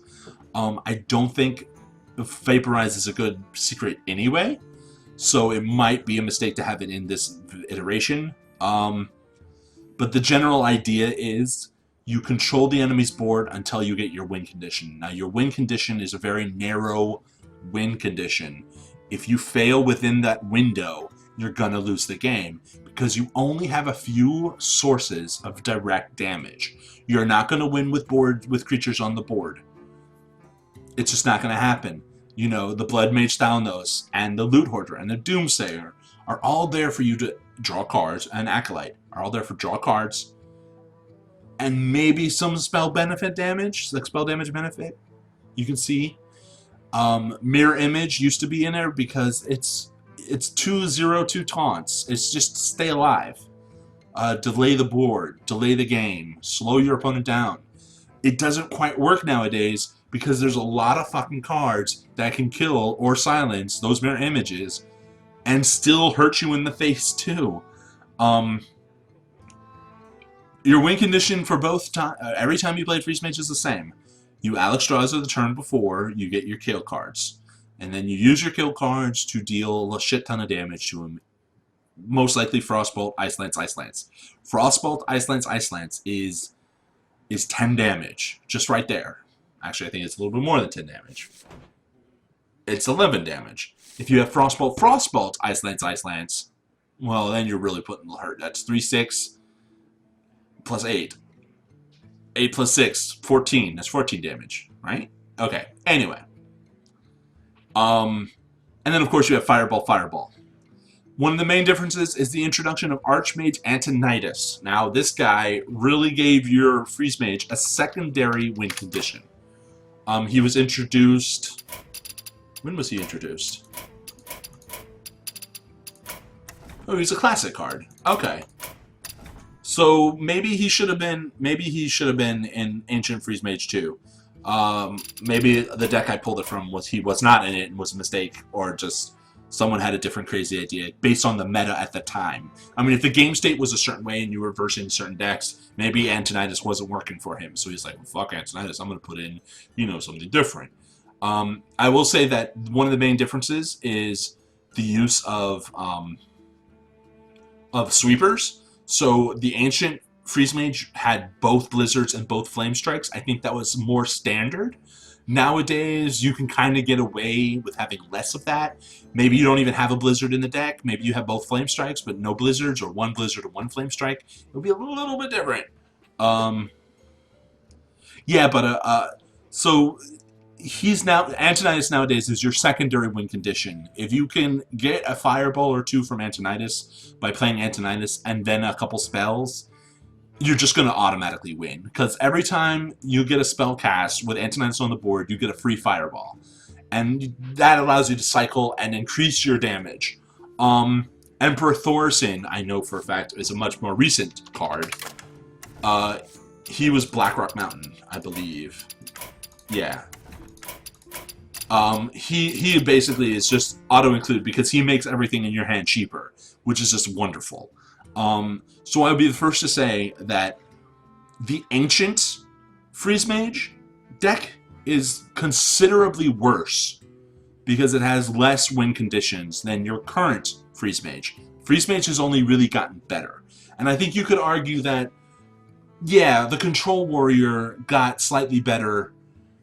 I mean, obviously everything got better because power creep exists and new cards get released that give you more options and then new strategies emerge from those new options. For sure. That's undisputed. But I think in terms of like actual power spikiness, the current Freeze Mage is considerably better than the Ancient Freeze Mage. Now, if this is a bad iteration of the Ancient Freeze Mage, well, that's my fault for showing it to you. But it is one I found that had high upvotes on Hearthstone. People had voted for it, like, oh, this is good. So that's why I chose it.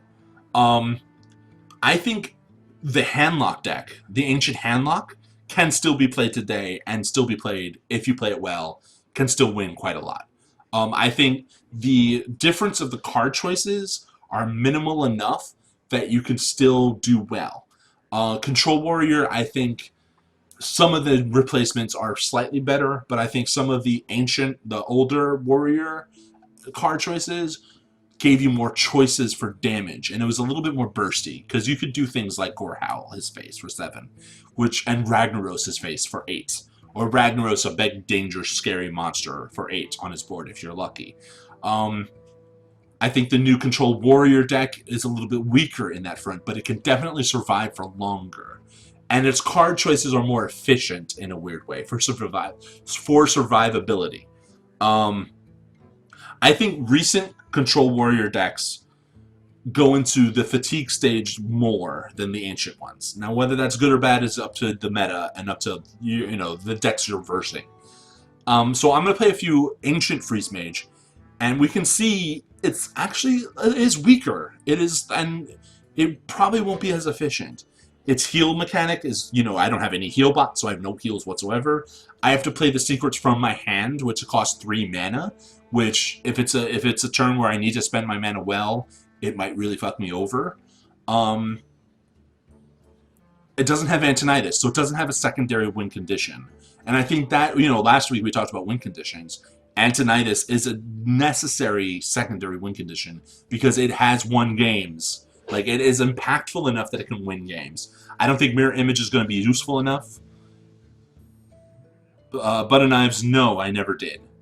He asked me if I ever got into Hearthstone tournaments. You could have said that in the chat, man. I would have answered honestly. I've never tried tournaments, play at all. I don't think I'm good enough for tournament play.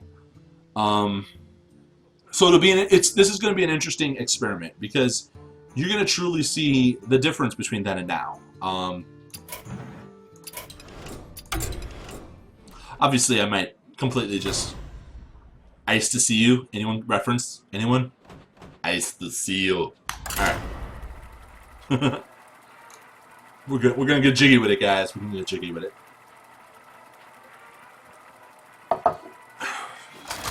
Let's see what happens. So in current Freeze Mage, if you get a secret in your hand, you don't want to play. You don't want to keep the secret. You asked In for it. Ancient? I think I do. Fireball, no. Blizzard. I'm going to keep all my AoE clears because this is a paladin. I'm worried for secrets, obviously. Well met.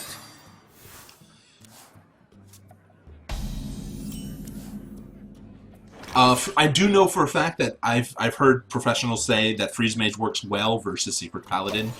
Probably the more modernized version of Secret Paladin. Because if you can freeze and control the board, you're doing something right.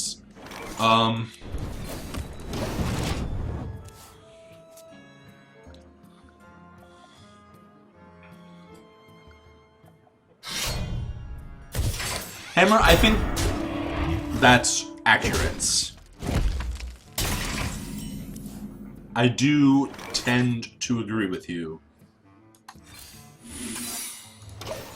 I did Ice Barrier, gives you 8 health because there's something on the board to proc it. You really want to get maximum proccage. That sounds weird. Reporting for duty. This is kind of unfortunate, but I'm gonna, you know, stay alive. Hey, I'm a guest.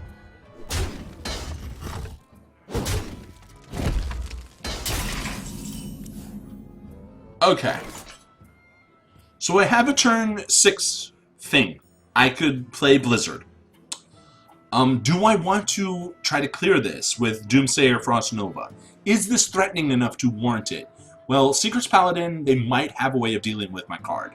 And if they do deal with it, I'm kind of screwed. But then again, I do have a turn 6, a turn 5 Blizzard to do. So I'm gonna fucking do it. Oh wait, I don't, because I have to do this. Alright, so I made a little mistake there, but we're gonna let it go, you know? The following turn, what I could do is Ice Block and play Thanos, because Thanos is really just a card cycle, if anything.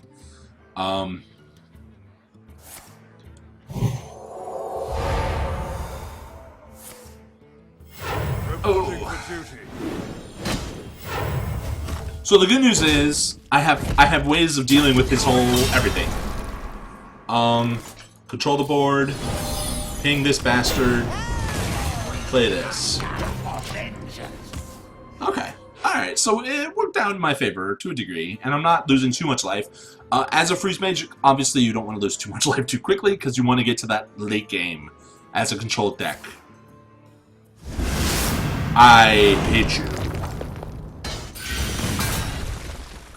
Frostbolt you kind of tend to want to hold on to. The good news is, I have 2 Blizzards in my hand, so I can really control his shit. Oh, Almagus? Okay. I think I accepted you, man. Definitely want to do this. Something I can ping the following turn. If he plays Dr. Six, well, I'll be a little sad monkey. I might have to Frostbolt. I might have to Frostbolt that. But see, in Ancient Freeze Mage, you have to be more careful with your expenditures. Mind if I roll knee?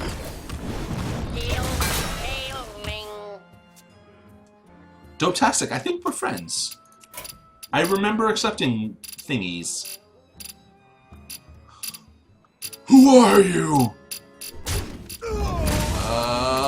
Yeah.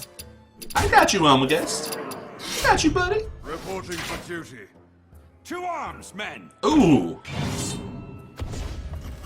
Okay. Some shit's getting fucking Blizzard. Did.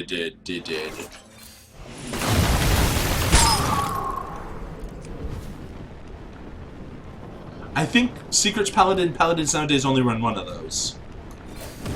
That might have been a mistake. Alright, I'll take it. Oh no, he can buff that and make that a thing. Put your faith in the light. What a bitch. What a son of a bitch. I could Flame Strike, but why would I want to Flame Strike that? That would be bad. I might have to... Alright. Let the pain speak to me.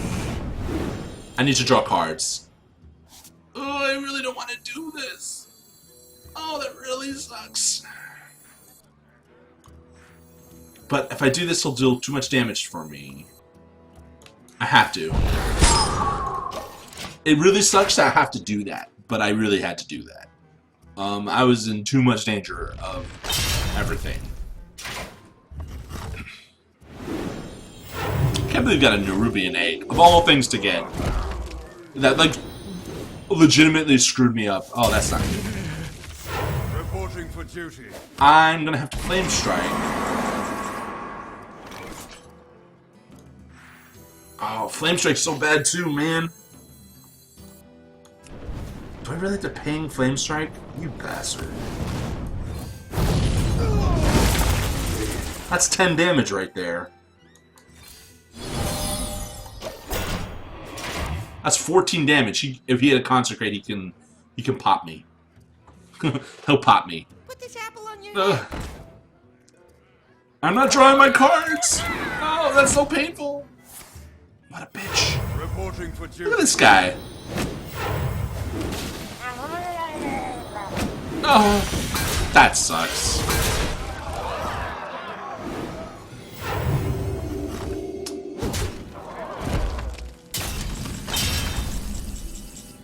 Yeah, this isn't working out for me, man. Let the pain speak to me. All these cards not helping me.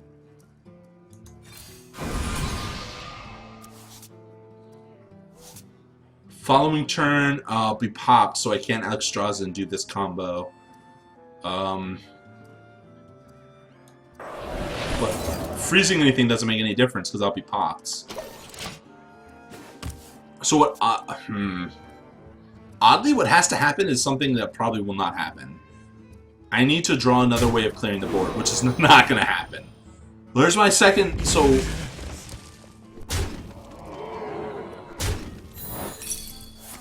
I can Alexstrasza myself, but I think there's too much damage here to make it work.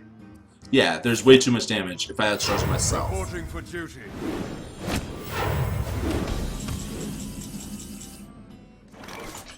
If I Ice Block again...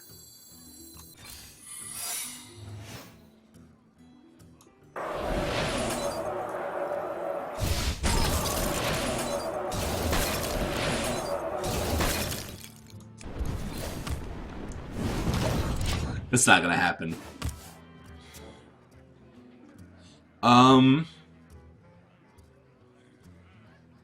I wish I had gotten into Paladins sooner. The deck you made me was so much fun. Would have been good if it had worked out with more cards.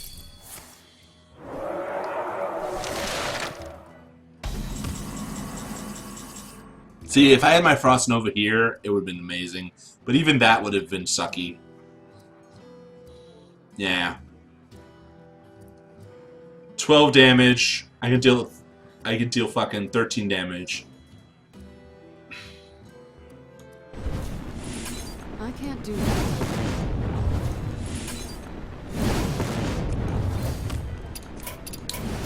So close, but so far. Well played.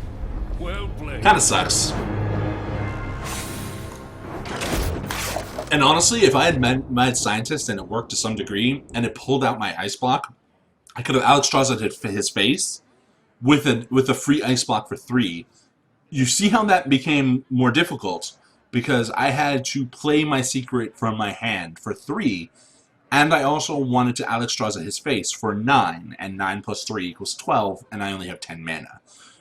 So honestly, Mad Scientist, if this was a more modern version of Freeze Mage, my secrets would have been coming out in such a way that I could win that game.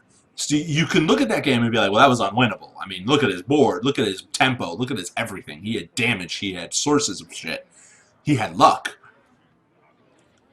But you think about it, if I had Mad Scientist played on the ground and my second Ice Block in my deck, I could have sacrificed the Mad Scientist into his 6/2 Tyrian Forge Ring, and Ice Block would have been played immediately. And then that very turn, I would Alexstrasza his face. So I'd be immune the following turn, and he'd be at 15 health. And then, from there, I could Fireball, Frostbolt, Ice Lance, and I would have taken him down from 15 health. If he didn't heal up, which obviously could have happened. It's an interesting way to look at the game and how it could have gone differently. Because it could have gone different. And Mad Scientist really made Freeze Mage so much stronger. I'll show you a modern Freeze Mage deck. So you can actually see.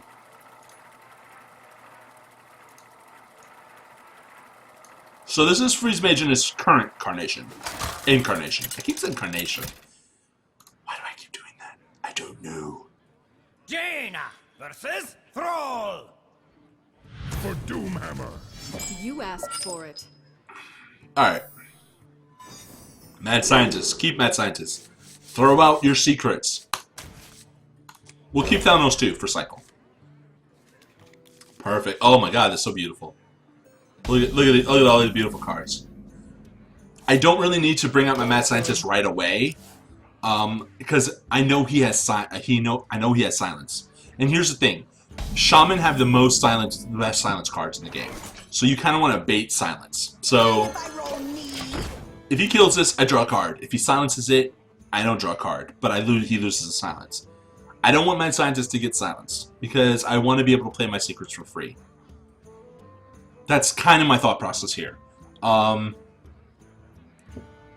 Any card that makes you get things for free is a good card. I think in general that's true. Alright. I don't really care about... Doing this might be seen as a bad move, but I don't really care. Because I have ways of dealing with his hand. I also want to bait out silence for my Doomsayer, and I want to... My Hex... My Hex will be interesting. It'll probably be used on Emperor Thorson. He'll just go face. Because he doesn't need to kill this. Why would you?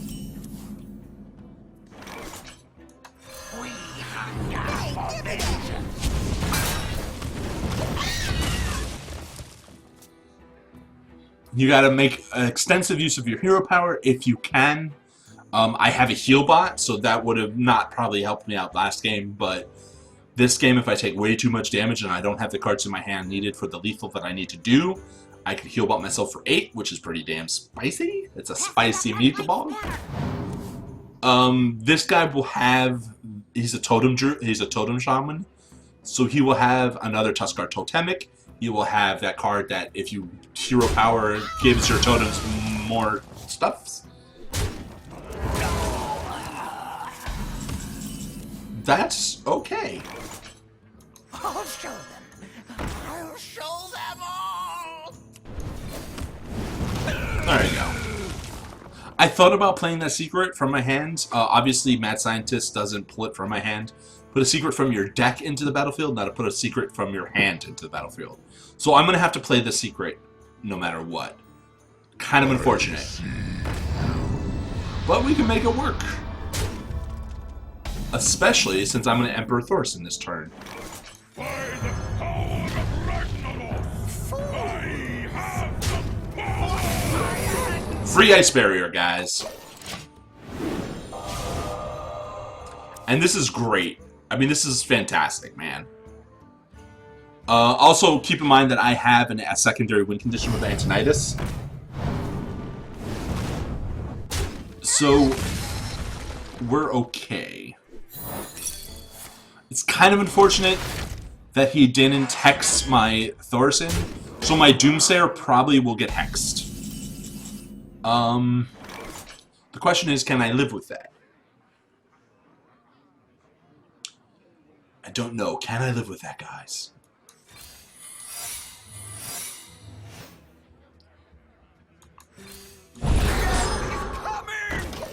This is going to get hexed or silenced. He has Earthshock. He has Hex. It sucks, but we have to live with it, you know? Like, there's nothing we could do. Only if he's super unlucky will he not have an answer for this. Because he obviously doesn't want to lose a 6-5 and a 5-5. So he's going to answer it. But it was the only thing I could really do within what I could do. Without proccing more. See, there's the Hex. Alright. My world's not ending, guys. But it's a little bit sadder.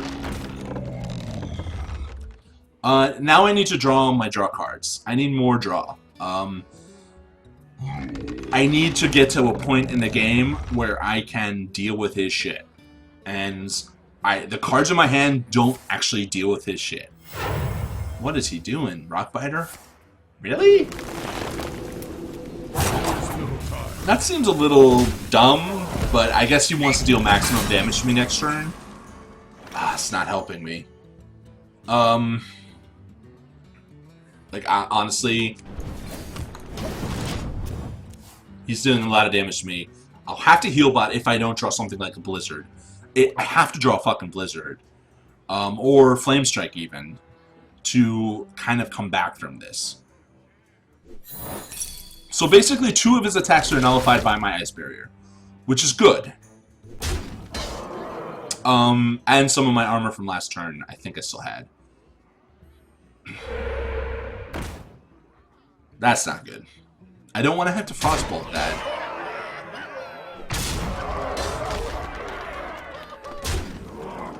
Yeah, I need a Flame Strike, like, now. Or a Blizzard. I need a Blizzard. I need something to deal with his shit. Oh, fuck you. Gimme. Alright. I have to stop him. I'm drawing all my kill conditions, but not my cards. Which really sucks. Like, these are all the cards I need to kill him, but not to get him to a state where I can kill him. Oh my god.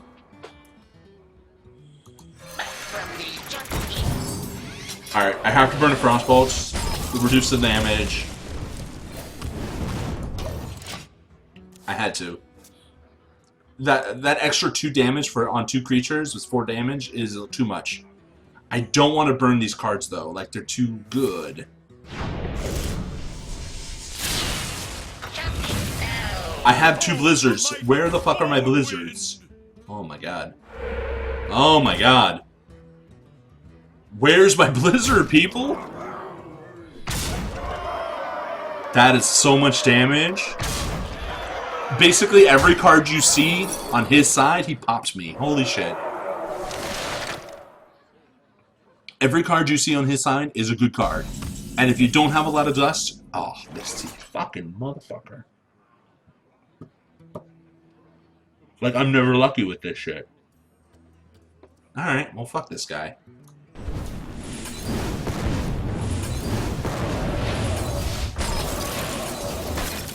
Job's done. Look at my orange cheeses in this game. Like, even with the current fucking deck, I didn't draw the cards I needed to draw. Whew. That was shitty.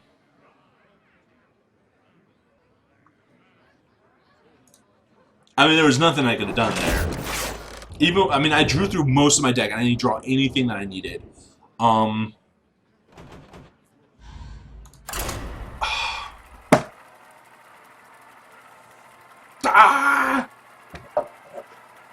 There's been 2 games tonight that have been kind of unlucky, right? I know I have made play mistakes, but, like, legitimately, what? Jaina versus Rexon. I don't think anyone would claim you have luck on your side. Yeah, right? Begin. You asked for it. Sometimes, like, if I had had Alexstrasza a turn before, or 2 turns before, I would have won that game. Fuck you. Fuck you all. Fuck all of you cards. Give me draw. Oh, there's a Flame Strike. Hey, how about that card you needed last game? Well, there it is. I find that happens a lot in Hearthstone. There's a particular card you desperately need, and you don't fucking draw it. And then the next game, it's in your opening hand. And you're like, it's just taunting you. It's just there being like, hey, I heard you might have needed me last game when you were getting fucked in the butt. Sorry, that was a little vulgar. But seriously, man. Seriously, come on. I roll need. You bet on me, Eater? Yeah, right? Butter knives, we're not talking about that wall, alright? I don't know what wall you're talking about, but you're wrong. Alright. The good news is I have card draw. The bad news is I don't have any way of getting my secrets on the field to survive all this torrential damage I'm about to endure. The extra good news, honestly, is that I don't have to hit him on the face. Like, my win condition does not entail popping his secrets. Mind if I roll need? Job's done. Oh, Ace-Egg? Okay. Thanks for hanging around, Ace-Egg. I wish my games were more, you know, fruitful. Yeah, so he's going for the kill. He doesn't give a flying fuck about anything. He's going to try to kill me as soon as possible because he knows what I am. The good news is I have 8 health just added to me right there. That helps. No. I really don't want to have to deal with his shit right now.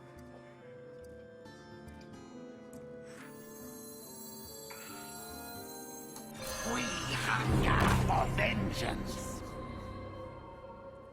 Do I really want to just, like, Frostbolt Ice Lance him? I don't think that's worth it. But I can't hold these cards forever. Ah! Alright. This is where I fail at this game. I need to play these decks more to know the right play. So it would be safe to argue that the right play here would be to pray. Would be actually to be Frostbolts. You Frostbolts?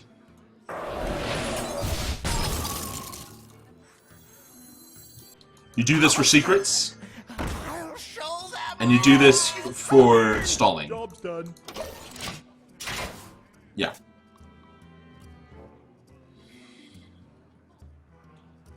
I got super paranoid and checked every. So he's gonna deal with that, which is fine. Like, look at all that damage that would have been going to my face.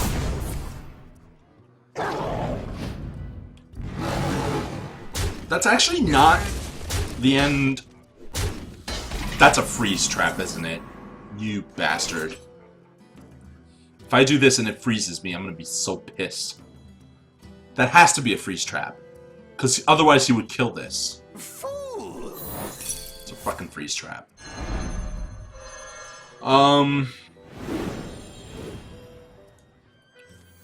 I really don't want it, because he'll still have 2/2/2s, 2/2/2s. He'll have 2/2s on the board.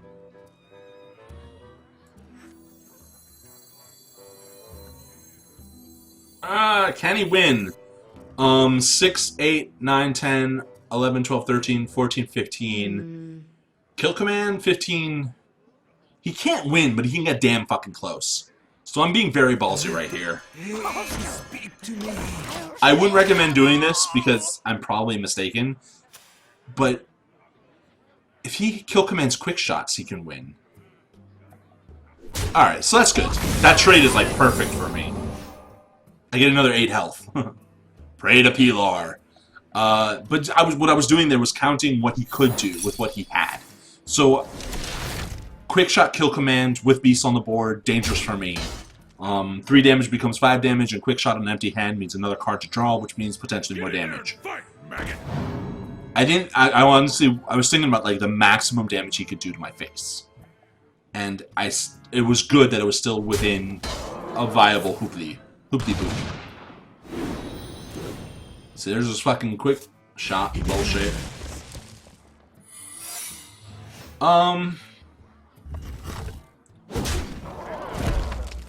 There's still a lot of damage, man. I need to flame strike this. I hate flame striking with the thing not silenced. Or I could just frost nova. Which is better? If I freeze, kill command, no. Because I can ping this down, and then the following turn ping it, and then flame strike.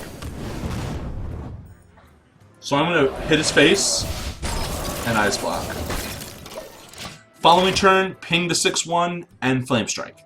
You see how that works? Like, I'm trying to make it so he doesn't have anything on his board at the end of his turn, my turn.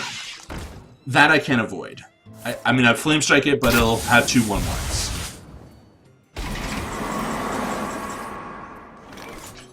Okay. I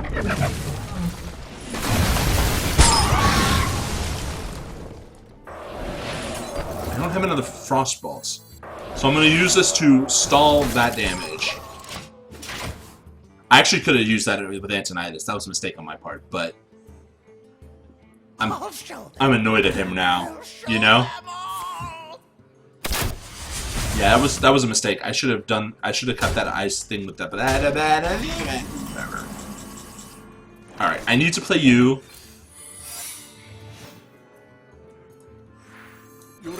my assistance.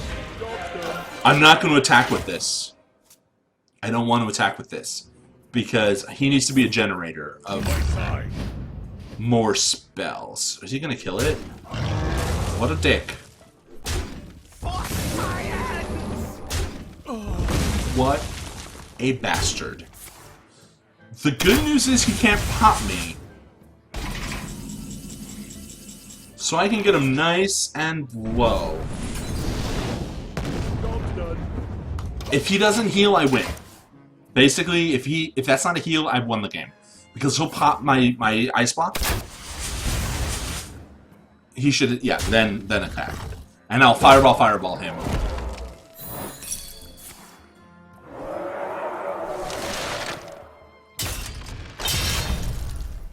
I'm sorry. I'm BMing him.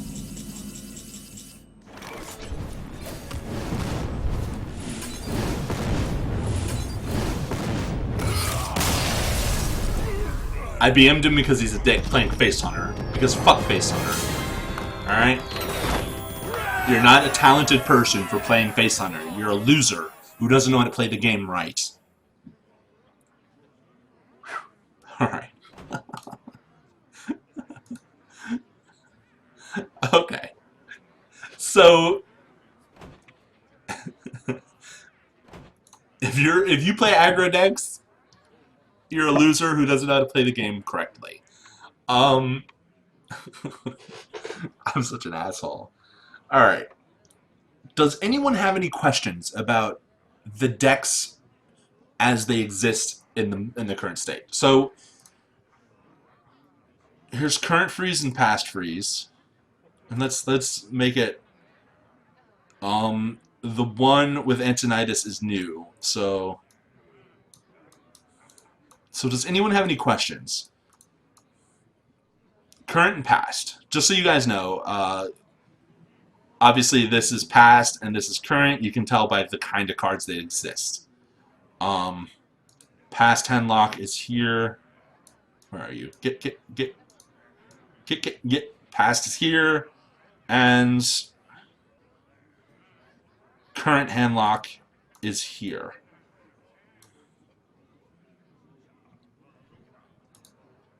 And then El Pasto Warrior. I'll put that over my face because we don't need to see my face. And the more current Warrior.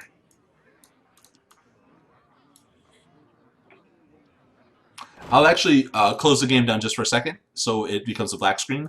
So you can see everything without the clutter of the game.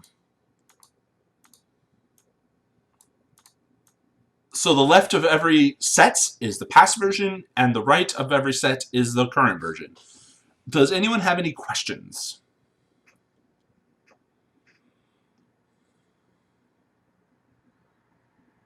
Butter knives. Stop trolling, man. You troll too hard. You troll too hard.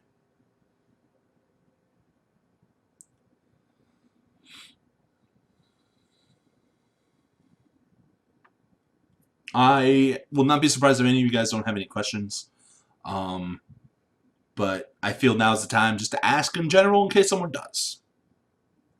Because I'll happily answer them.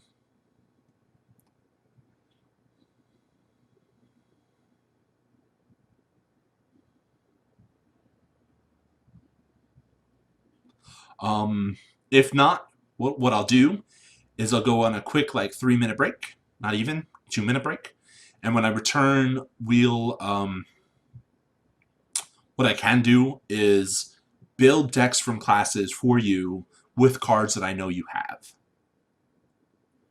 Beard oil. No. When it gets to that stage, I trim, much to the chagrin of everybody in chat. They're like, oh my god, it's babyface Shaggit. He looks so stupid. And I'm just like, yeah, no, just let it go. What about Zombie Chow and Handlock to counter aggro? Ejo, it can work. The best use of a Zombie Chow, I think generally, even for control matchups, is to use one Zombie Chow. I don't think you need to use two. Two for more consistency, but giving your opponent 10 health in the late game kind of not good. You really want it for the early game when his health isn't really affected. I think in general, 1 Zombie Chow is fine in control or mid-range decks to counter aggro, but 2 is too excessive.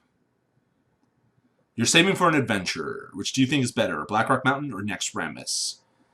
Saving as in playing with gold. Okay, so honestly, it depends on what kind of game you want to play. And that's actually a really good question. So either I will we'll go through each of those adventures to show you what cards you get from them. Yeah, Hammer Time might be correct.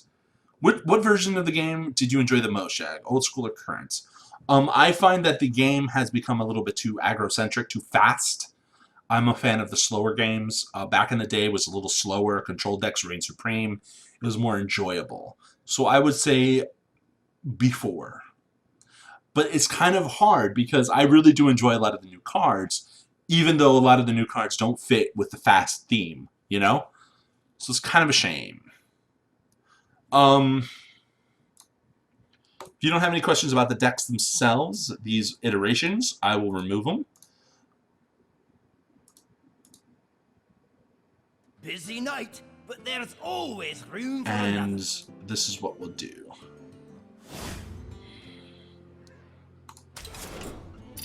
Solo adventures. Well, technically, I can just fucking show you. Well, I don't even need to do that. I'm such a dumbass. I'm a dumbass. So, Naxxramas was obviously before Blackrock Mountain in terms of the adventures.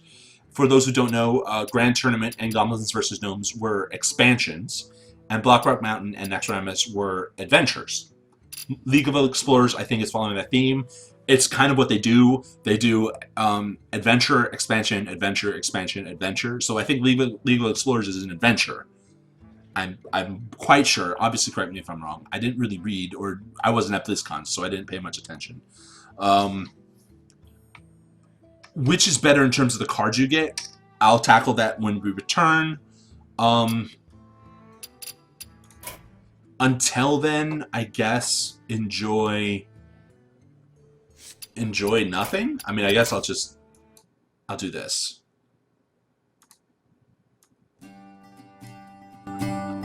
That's loud. I'll be right back, guys.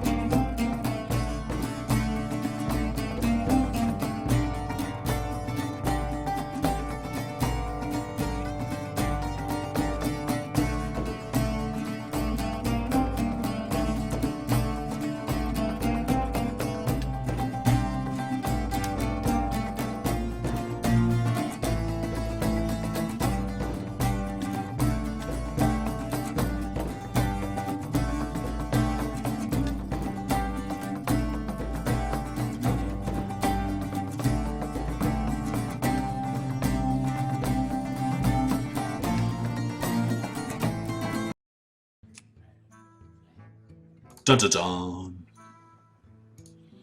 Alright.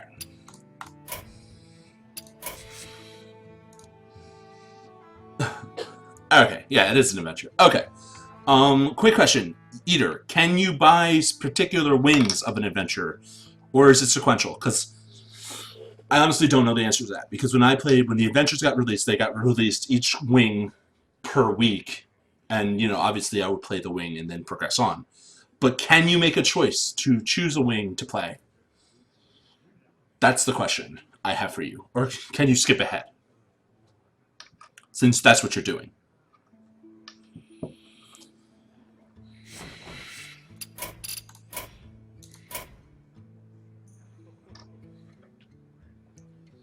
I mean, because if you can... God damn emails.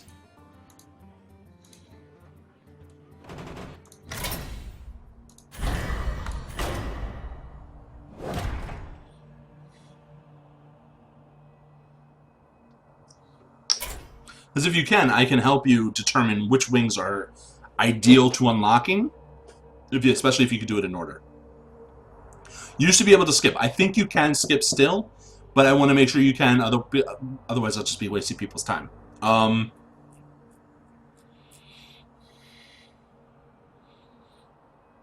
actually, the bots are back.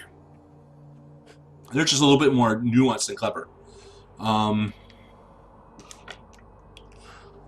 Under the assumption that you can skip, we can run through each quarter, and we can talk about what cards are good, what cards are not good.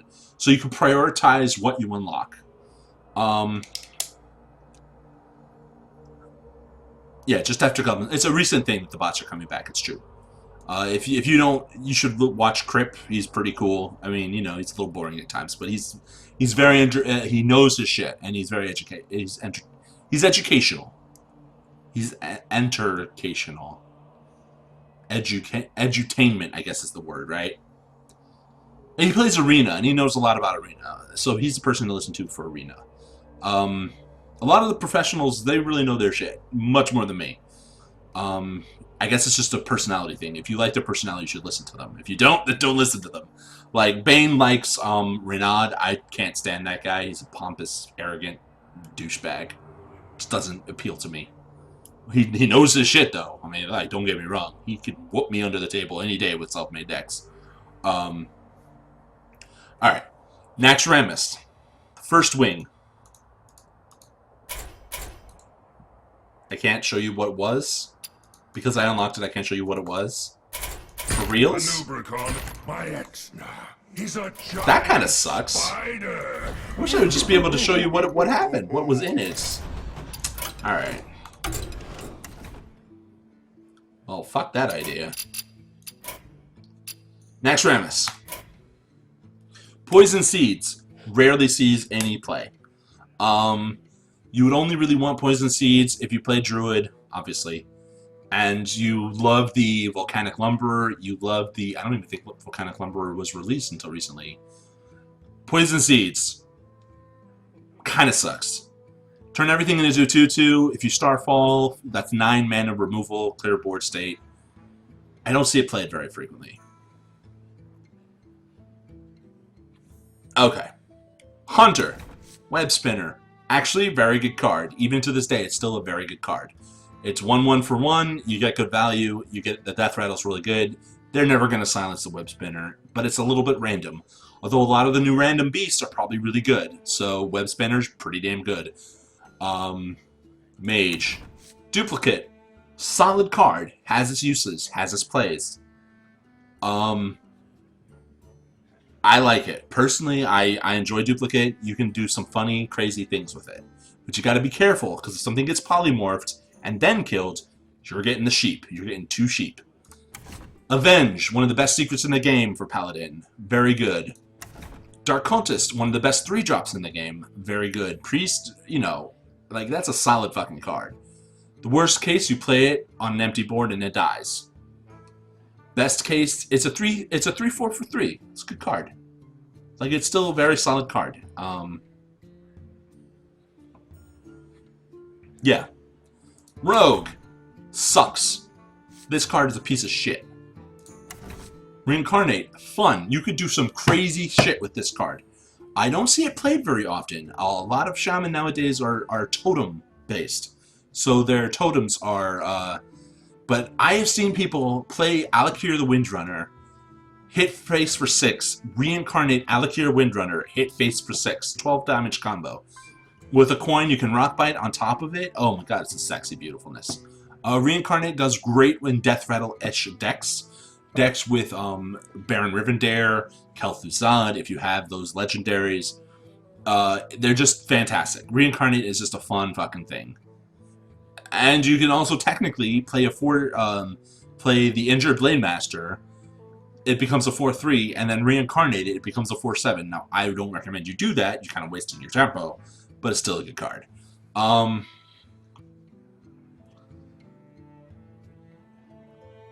Yes, Llama. Oh yeah, Eater. Exactly. You play Sylvanas. You reincarnate it. You steal a minion with Sylvanas, and Sylvanas returns. Oh, mwah. Okay. Warlock, Voidcaller, one of the best demons out there. It's like if you're playing a demon warlock, a demon lock, Voidcaller is almost a necessity because you can play demons that have negative effects, and they basically get played for free. And there's a lot of demons that don't get a lot of play. I mean, most people play Doomguards or Mal'Ganis or you know. But there's the Felguard, there's the Pit Lord. If you can Voidcaller out a Pit Lord with its Death Rattle, value, man. It's like best stat line value you can have. Or the Succubus. It's a 4/3 for cheap, but it discards a card from your hand. If that comes out for free, you get value.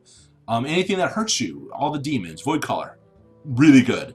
It's like one of the must-include in demon locks. The Warrior got Deathbite, one of the best weapons in the game. It works so well for a lot of Warrior plays. It's a really solid fucking card. She was a real pain in the ass. Yeah. Sylvanas is a real pain in the ass. She's one of the best legendaries from the original release of the game, too. Okay. Now. Undertaker got nerfed to Oblivion. It used to be one of the best one-drops in the game, especially when you play Death Rattle decks, because whenever you summon a minion with a Death Rattle, it gains 1 attack. It used to be you gain 1 attack and 1 health. So it was a +1/+1 for 1 when you summon Death Rattles. So people would do crazy things, like play Undertaker, coin out Leper Gnome. Following turn, Leper Gnome, Clockwork Gnome. And the Undertaker will just explode, and you will not be able to deal with it. So they nerfed the Undertaker to death. To death. Zombie Chow, great card, best in Priest. Doesn't see a lot of play nowadays, but if you're versing a lot of aggro decks, having one of them, as I said before, pretty solid. Echoing Ooze, you're really not going to play it very frequently. It's only good in decks that can really buff up a card. Paladin, Priest, you know, even Druid, but to a lesser extent. Echoing Ooze, because you get 2 copies of it, and you can do some crazy fun things with it, but an Echoing Ooze alone is not super good. You know, if you have like a Bloodlust or a Savage Roar, if you're Shaman or Druid, yeah, you get value, right? Because you get a 1/2 for 2, but you get 2 1/2s for 2. So you're basically getting a 2/4 for 2. A 2/4 creature for 2, which is 1 mana less than normal. That's good. Haunted Creeper, great for value. The value of a Haunted Creeper is there out the ass. Obviously, you see a lot of Hunters play it. I've seen Shamans play it. It's a good card. It's a little bit faster in its card. You know, it's a faster kind of card, but it's solid in terms of worth. Mad Scientist, one of the best cards of Naxxramas, because secrets, you want secrets to be free for the most part. I mean, obviously, you have to make some conscious choices sometimes. The downside of Mad Scientist is it pulls a secret from random from your deck. So if you have 4 secrets in your deck, it'll pull 1 from random. But it's a good card. Weblord, I personally love it. I want it to be useful. You never sees play, but I want it to be seen play. So I'm going to try to come up with a Weblord deck. I did before. It was a Weblord Paladin deck. But it's a tricky proposition. I haven't quite worked out what deck it will go into. Nerubian Egg. Frickshow, yes. Dark Whispers, which is not considered a very good card, but on Echoing Ooze is crazy. Echoing Ooze with the Hobgoblin is a good card synergy too. Nerubian Egg used to be very prominent. It's mostly seen in Warlock decks, because Warlocks can play a Nerubian Egg and then power overwhelming that egg for 1 mana the following turn, deal damage to something, and then get a 4/4 to stick on the board. Or they could use Void Terror, which eats the stats of a creature to pop it. Yeah, the egg was originally used as an anti-sweeper, right? You're a paladin, you play a bunch of shit, and you know your opponent has a way of dealing with your hand, with your deck. You play the egg, and now they don't want to do it. You can see in that Freeze Mage game, I didn't want to Flame Strike his board because it would give him a 4/4, and that's really the strength of the Nerubian egg. Unstable Ghoul, you see that mostly in Warrior. Obviously, it's a good card for anti-aggro. So if you're versing a lot of like really weak shit, but it's a lot of it, Unstable Ghoul is a solid card to play. For sure. Dancing Swords, you only ever see it in mill decks. Deathlord, you only really see it in mill decks. You occasionally see Deathlord in Priest, because they have that Divine Spirit Inner Fire combo, so they can make the Deathlord a monster the following turn after it's played. Obviously, its drawback can backfire on you horribly, but for the most part, most decks curve low, so you're going to get just good taunt value for 3 mana. Shade of Naxxramas, mostly seen in combo Druid. You rarely see Shade elsewhere. It's that way because it's inherently stealth, and it's inherently more powerful per turn, which means Druids love it because it most likely won't be cleared. If it's not cleared initially, it won't be cleared until you reveal it. So it's you making the choice to reveal it. And with Force of Nature Savage Roar, and that on the board as a 6/6, it's a lot of damage you're dealing. Yeah, Deathlord helped stop the meta, stop the aggro a lot, but its drawback occasionally hurt it too much. I think in the Battlecry meta, which is what I'm calling what we are in now, the fast meta we're in, it's a Battlecry meta. I mean, most cards that are the best cards have Battlecries. And I want to stop that. So I'm going to find a way to fucking stop it, by gosh darn it. Stone Skin Gargoyle, you're never going to see it play. It just sucks. Baron Rivendare, you only see in Death Rattle decks, and it's not common.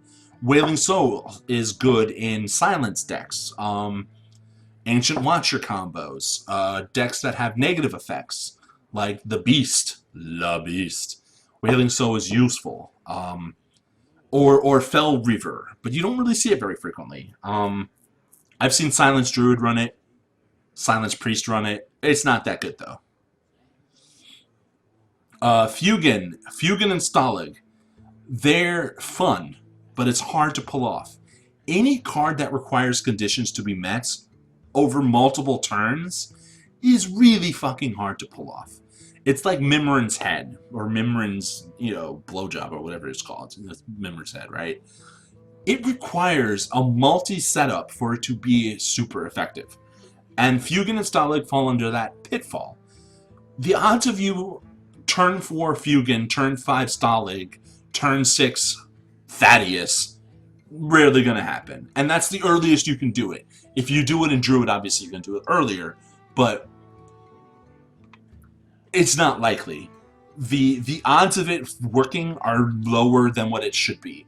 Stat line wise, obviously Fugen is better than Stalag, because it's a 4/7 for 5 instead of a 7/4, which is crap. But yeah, you can kind of see it doesn't quite work. Oh, more than I've won, but more than I've won. And the worst thing is a lot of decks have answers for 11/11 card. Big Game Hunter. When Big Game Hunter became popular,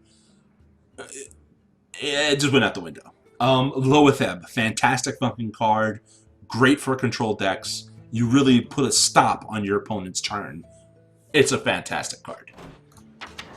Sledge Belcher, one of the best taunts in the game. Back in the day, before Sledge Belcher was released, it was Sen'jin Shieldmaster. It's a 4-cost 3/5 with no Death Rattle. Druids had to make the choice between Druid of the Claw and Sledge Belcher. Sledge Belcher in a control matchup is fantastic because you're basically delaying 2 creatures or 2 sources of attack in a turn. So they have to kill the Belcher and then they have to kill the Slime. You don't really see that very frequently. Spectral Knight needs a required specialized deck to make it work. The fact that it can't be targeted by spells or hero powers is great. The fact that it's a 4/6 for 5 is pretty decent. but you don't really see it played very frequently, and that's kind of a shame because it's actually a really good card. You feel like bringing back Few, but Knives, if you can bring me a deck that brings back Few and Stallig, I will give it a try. Then there's Stallig. Maexna doesn't see any play. She's actually not a bad card, but she's slow. She has no immediate impact on the board, but she can get through a bunch of shit. She sucks versus Priest because they have Shadow Word Pain and Shadow Madness. So that's where the trouble comes from. Kel'Thuzad. Now, a lot of people have a lot of fun with Kel'Thuzad. If you have Reincarnation and you play Kel'Thuzad on turn 10 and reincarnate Kel'Thuzad, you will have 2 Kel'Thuzads. And from there, basically, it'll never end. And I've seen people do crazy shit with Ancestral Spirit, I think that's what it's called, and Reincarnate, where they Kel'Thuzad Ancestral Spirit, and then the following turn they reincarnate the Kel'Thuzad to get 2, which gives you 4. And then all of a sudden you have a board full of Kel'Thuzads. They'll never lose, they'll never end, and they'll never die. Kel'Thuzad nowadays is really used to, if you have good control, if you can regain control of the board, but it costs a lot on your side as well as your opponent's, you make the trades and then Kel'Thuzad for those minions to return. I think that's really, a lot of people make the mistake of playing Kel'Thuzad on an empty board, hoping that anything in the future they play will have, you know, if it's a taunt especially, it'll just come back to life. But the true value of Kel'Thuzad is when you have shit on your board and your opponent has shit on their board, and you want to make trades that will make your life easier, and then you play Kel'Thuzad so anything you used dies, returns to you. That's kind of where Kel'Thuzad's strength really is in. He's your turn 8 play when you're making trades on the board and you want your shit to come back to life. That's where his value comes from. As you can see, that is Naxxramas. There's a lot of really good cards. If you prioritize the wings that have the cards that I said were really good, you will do better. Although the other ones you don't need. You don't need to worry about. In terms of Blackrock Mountain, it becomes more interesting because I think Blackrock Mountain had more cards released. Instead of 1 for each class, you got 2. Druid of the Flame you never really see. It works in Beast Druid, but not elsewhere. Volcanic Lumberer is tricky to justify using because a lot of Druid is really difficult to remove cards. They play really strong cards, but it's really hard to remove cards in a sweeping kind of pattern. So Volcanic Lumberer works best with Poison Seeds Starfall. It works best with Force of Nature Savage Roar. Because you Force of Nature Savage Roar, kill a bunch of his shit with your 4/2s, and then Volcanic Lumberer becomes free, or very close to free. Especially if you play that right. I mean, the difficulty is that if you're Force of Naturing Savage Roaring to clear the board, you're doing something wrong. Force of Nature Savage Roar is really for face. It's a finisher. And Poison Seed Starfall, I don't think it's enough to justify Volcanic Lumberer's strength and use. Not saying it's bad, but it's difficult. I mean, think about it. The Iron Bark, right? The original 8/8 taunt is an 8 mana cost card. This is a 7/8 cost card with taunt. For 9, you have to have 2 things die for it to become just stat line fine. If not 2 things dies where it costs 7 mana, you're losing value. You got to keep that in mind. Hunter, Quick Shot, one of the best fucking 2-card tournaments, the fucking Hunter, man. This is worth getting alone. I mean, it's a fantastic card. It works in so many different modes, so many different styles of Hunter. Core Rager, not so much. The Battle Cry doesn't happen very frequently. If you're playing a deck that has a Core Rager, you're playing a Face Hunter. You're playing a deck that you want to burn through your cards faster. And most Face Hunter fast decks, their mana line is 3 mana and below. 4 mana, not so much. So it doesn't really see value. It doesn't really see play. Flamewaker, fan-fucking-tastic card. A lot of mages run a lot of spells and a lot of those spells are cheap, and Flamewaker gives you insane value. If you get his ability to proc once, you've gotten your value worth. Honestly, I think Flamewaker should cost 4 mana, personally, but it is what it is. Dragon's Breath, same as Volcanic Lumberer. You have better removal without that conditional shit. The Flame Cannon is just so much better than Dragon's Breath in so many ways. Yeah, Flamewaker is a very... For aggro mages, if you see a Flamewaker in a mage's deck, you're going to take a lot of damage very quickly. So you gotta deal with the Flamewaker ASAP. He's one of those cards. He's like a Knife Juggler. If you see a Knife Juggler or a Flamewaker, deal with it. And if you can't deal with it, you're probably going to lose. It's just a given. Paladin, Solemn Vigil. Never really see it. Kind of a shame. I like this card. Draw 2 cards. Cost 1 less for each minion that died this turn. It would work with like Muster for Battle. It'll work with a lot of the things going on. But Paladins don't really have card draw problems with the kind of deck. Because especially Secrets Paladins. They don't have any problems with that shit. Dragon Consort. This card was lauded as one of the best cards of Blackrock Mountain when it first came out. The problem with it is Dragon Paladin is not a thing. Like, Dragon cards... There's only a few Dragon decks out there that really work. Dragon Priest, Dragon Warrior I've seen work to a degree. I've seen Dragon Mage, ironically enough. Dragon Paladin doesn't really exist. I'm not saying it's not a bad card. It's actually a really good card. You can make things cost 2 less that are really powerful, like Ysera, like Alexstrasza, make them cost 7 mana instead of 9. Tempo-wise, that's great, but you really need a Dragon deck for this to be a thing, right?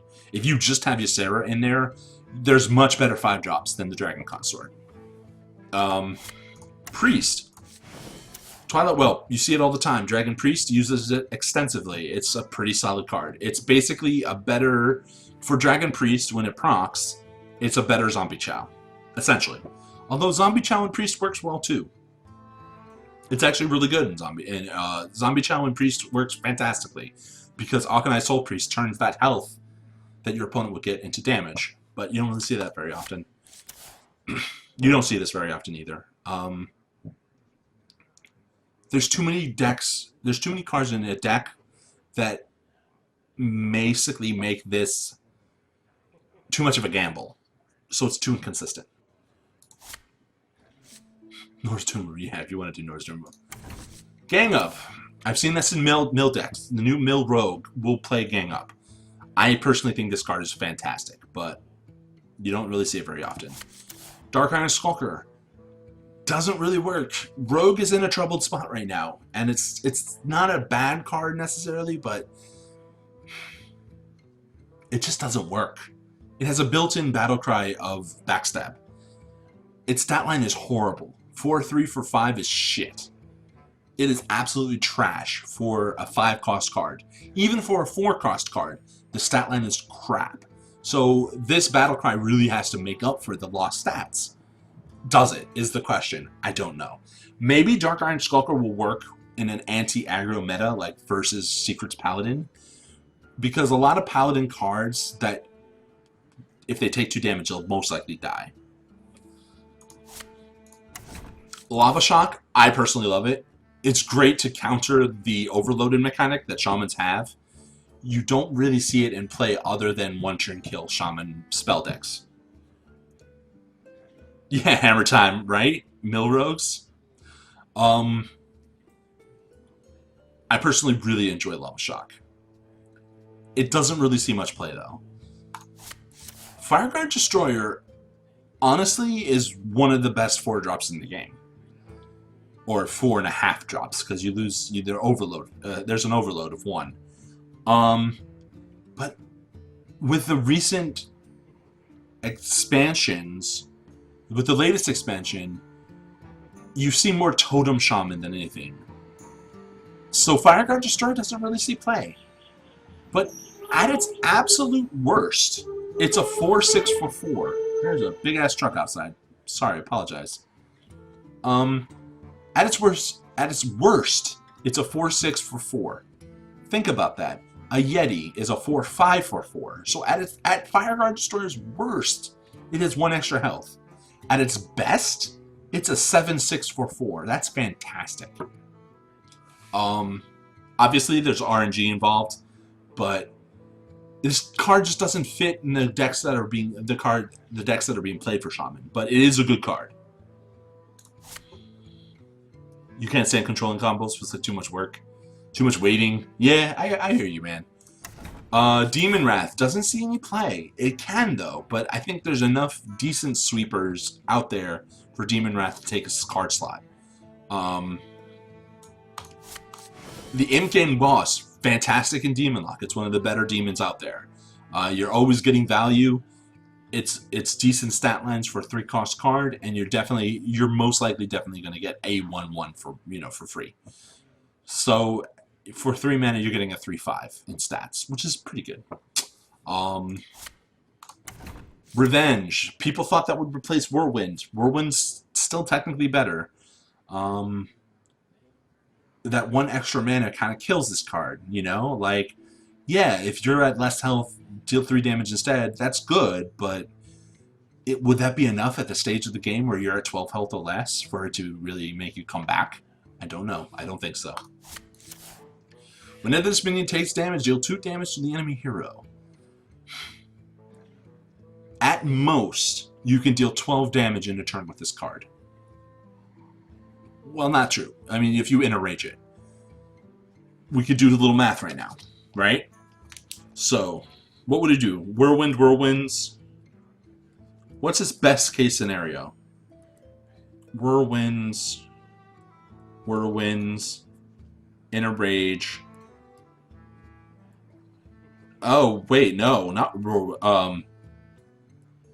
basically what I'm getting at, Cruel Taskmaster. Okay, so let's pretend you play this on an empty board on turn 4. Or turn whatever. Oh no, Shaggit math. Think about it. Every time this minion takes damage, it deals 2 damage to the enemy hero. Cruel Taskmaster's 2. 2/4. Enrage is free. So, boom, boom, boom, with a Whirlwind attached to it. 2, 4, 6, 8, 10. 10 plus 10. So at most it can deal 20 damage, right? 22 damage. But how are you going to get that combo off consistently and well? Basically, this card takes way too much work to get it to be worth it. It's 2/5 for 4, which is shit. And if you want to deal 1 damage each turn to buff its attack up with Cruel Taskmasters and enrages, and then finish it off with a Whirlwind, yeah, it's not going to work. Taskmaster, Whirlwind, enrage equals Thursday. Yes, exactly. Math is hard, but whatever. Axlinger, too much work, doesn't fit any deck that exists. Yeah, like Coin or Thorson, right? Dragon Egg doesn't see much play. It's not a bad card, but it's like a less good version of Nerubian Egg. Blackwing Technician, very good card. You see it in any dragon deck. It is a staple because you get decent value, especially if you have a dragon in your hand. This card doesn't work. It can be fantastic, but it doesn't really work. It would really only work at Priest, and even then, I think people will replace it with other cards. Priest will typically run Hungry Dragon. No, never mind. Hungry Dragon, crap. People said it was overpowered, but it's difficult to make work well. Staple of any dragon deck. Blackwing Corruptor. It's basically like a Fire Elemental, just for 1 less attack but 1 less mana and 1 more health. It's basically just a solid fucking card. Grim Patron. We all know that story. Grim Patron nowadays is still actually not bad. It just doesn't have a way of giving it charge, which is good, but you can make a board that's a pain in the ass to deal with in a mid-rangey warrior or warrior deck or neutral deck. 5/6 for 4 isn't bad, but people have too many answers for it, I find, and the 1-cost minion you give to your opponent can backfire. Crusher, decent in dragon decks. Not decent alone. Alone, crap. I mean, yeah, it becomes a 9-9 if your opponent's at less than 15 health or less, but if your opponent's at 15 health or less, there's better 6-drops you can play to win more with. I love Thorson. He's one of my favorite legendaries in the game. Definitely worth getting. Drake, same problem as Volcanic Lumberer. Its stat line is crap for 6 mana, even if you don't kill anything. 6/4 for 6 is crap. If it costs less, yeah, it's still pretty shitty. Like there's better cards to play. Never gonna see play. 8/4 for 7 is shitty. You have to hold the dragon, and it only kills legendaries. It's too particular requirement. Chromagus, way too slow, but I've seen it used really well in Druid decks and other decks with a lot of draw. I have had success with this card. It's a lot of fun to play, but it's hard to play because it's so slow. Like, you have to really control the game well to make it work. Don't get this card if your life depended on it. It only works in a particular type of mage deck, and even that kind of mage deck is not very good. Basically, this is a make yourself in burst death range. They kill Major Domo with a big game hunter, and they only have to deal 8 damage to your face, and you're dead. Because that's what happens. You turn into an 8 health Ragnaros. Nefarian. I have so much fun with Nefarian. It's a little bit too random for consistency, but some of the victories you can get out of a Nefarian play is fun, but it's very, very slow. And that's Blackrock Mountain. So I personally think Naxxramas is more solid an adventure to invest in, because a lot of the cards are worth getting. Blackrock, I think, is a little bit too particular. There's some really good cards, but there's more situational cards. And I think Naxxramas has the better overall cards to make your decks stronger. As for League of Explorers...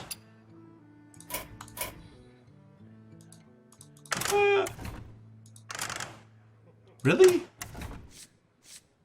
Like, I can't just show the... Oh, there we go. Includes uncraftable cards. Wait, does that show everything?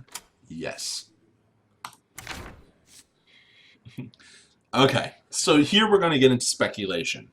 And after this, I'm going to end my stream after answering questions. Holy hair, I need a haircut so bad. Look at this. Look at this. It's like an old man going down here. Fucking receding line and everything. Okay, for Druid. I actually really enjoy this card. I think it's a lot of fun. Discover a minion, discover a spell for 1 mana. It's random. The discover mechanic is like tracking. So you're going to get 3 random minions or 3 random spells. And you get to select one and it'll go into your hand. My opinion is different from other professionals, obviously. And they might know more about how things play out. But I personally enjoy cards that give you choice and give you options. And Raven Idol for 1 mana is one of those cards.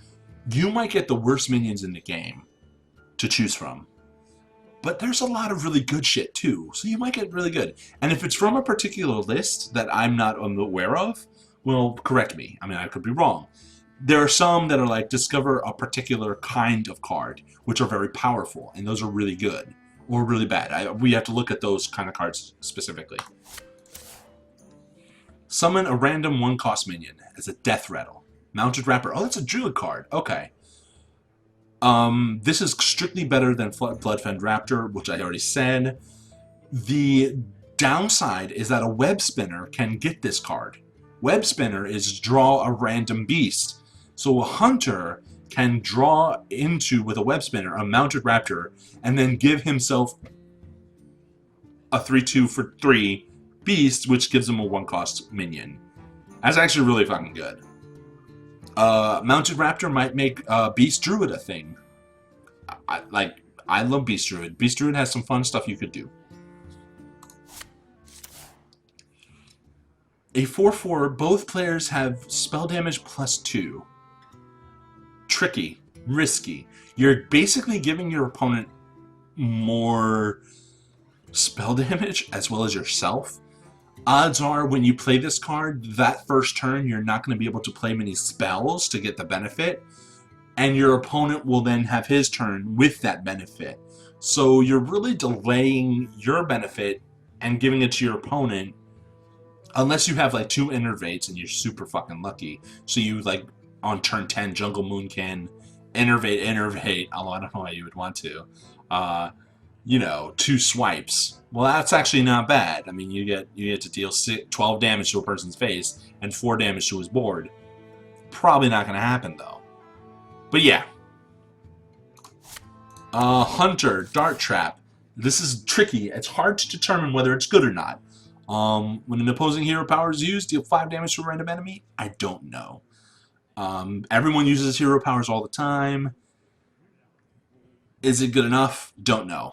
I honestly can't say. Give a minion +1/+1 in Death Rattle, add an Explorer's Hat to your hand. Maybe a particular deck would use that well. I don't know. Put a 1-cost minion from each deck into the battlefield. I think this card is really good. It's a beast, so it's good for hunters. 1-cost card could be a Wimp Spinner. 1-cost card could be a Leper Gnome if you're a face hunter. You know, like, it's pretty good. Tempo, you know, you get more tempo. It's Battle Cry. I'm sorry that these are faded. You know, like, I know professionals have done things without them being faded. I think this is great for Freeze Mage, Forgotten Torch. It gives you tempo, and it gives you more damage later on.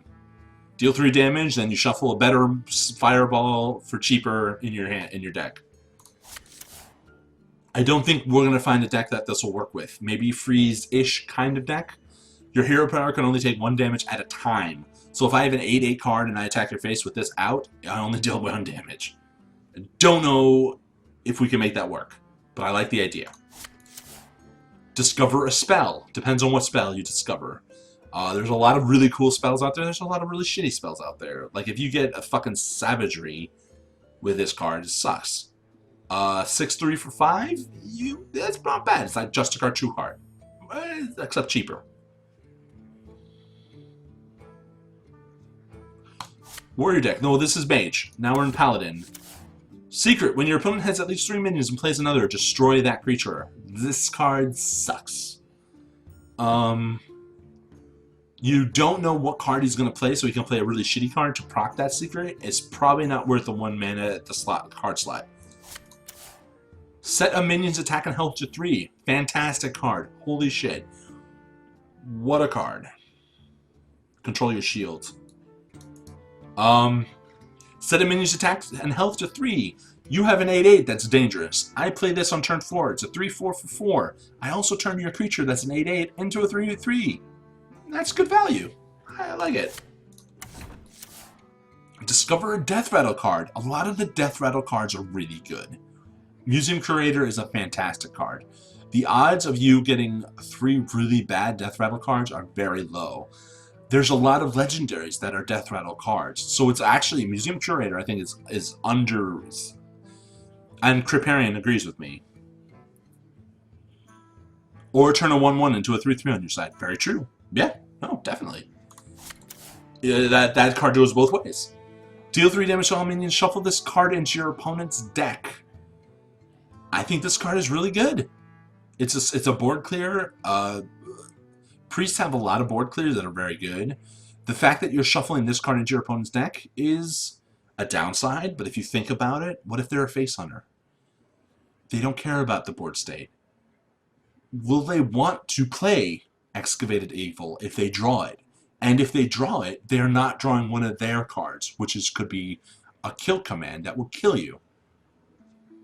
3/3 Angry Chickens. Oh, make the chicken deck a thing. Oh, make it a dream. I think Excavated Evil is underrated too, and I agree with Kriparian. He had a video about re-reviewing, and these 2 cards were mentioned. You should probably watch it. It's educational. Entomb. Choose an enemy minion. Shuffle it into your deck. I think that's way too slow. I think it's a good card, but will you benefit from the card that you choose to shuffle and entomb? I mean, yeah, it's a removal too. You remove it from your opponent's board state, but is it too slow? I don't know, and that remains to be seen. Destroy any minion damaged by this minion. I think this is crap. Like, I really do. I think it'll just die way too easily. Yeah, Eater, you do. Choose an enemy minion. Shuffle it into your deck. You do. I don't think for 6 mana that's worth it, though. Good for Mildrex. That's actually true. But Priest doesn't have a mill deck. You don't really mill Priest.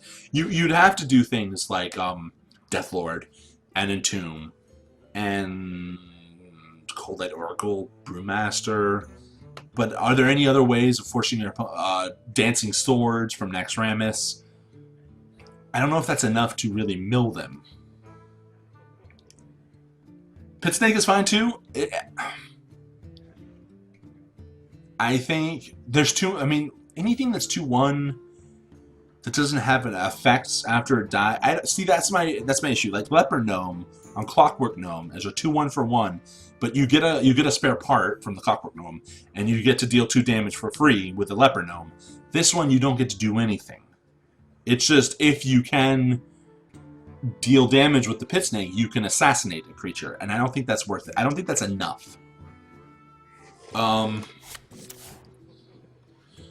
for 3. Choose a friendly minion. Gain a copy of its Death Rattle effect. If Death Rattle was being played, well, you'd have to make a deck specifically for this, and I don't know if it'll be worth it. I don't know. Is there enough Death Rattle effects out there that are worth it, is the question. Add a coin to your hands as a Death Rattle. I don't know. This could be good, this could be crap. There are times where it's late game and I want a coin. I want to have a coin. But for Rogue, I don't think it's good enough. I don't know.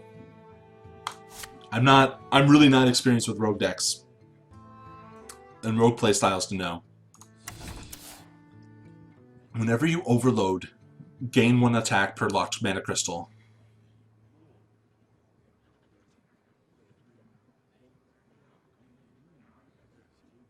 I just don't know, man. For 1 mana. Forked Lightning, Elemental Destruction, Lightning Storm. This can become a really beefy fucking card. If you play it at the end of a huge turn where you clear shit and you overload like crazy, this card can be a monster. It can be, at most, if it's late game, it can be an 11-3 card. It could be an 11-3 card. The odds of that happening, very low. But that's funny to think about. And it's a 1/3 for 1. At most, it'll be a 2/3 for 1, which is on par with Zombie Chow, so it could work. This could work. Tunnel Trunk actually could work. Yeah. Oh, Tenroy. Pit Snake can be useful. Say your enemy has a high-level monster like a warrior that has taunt or something. They won't want to hit the snake because it will kill the minions, so it will probably kill something next turn that has that's high taunt. Unless they just throw away something. Yeah, Tenroy, but remember, warriors have a lot of ways of dealing 1 damage to a creature. Whirlwind, Cruel Taskmaster, you know? So if there's a Pit Snake and there's a high-level taunt, they can Cruel Taskmaster the Pit Snake and they'll be dead. So I'm not disagreeing with you. I don't think it's as good as Clockwork Gnome or Leper Gnome, which have an immediate effect on you and on the game. If you conceal it, it's great. It's like a patient assassin. Can't complain. I think Tunnel Trunk is actually really good.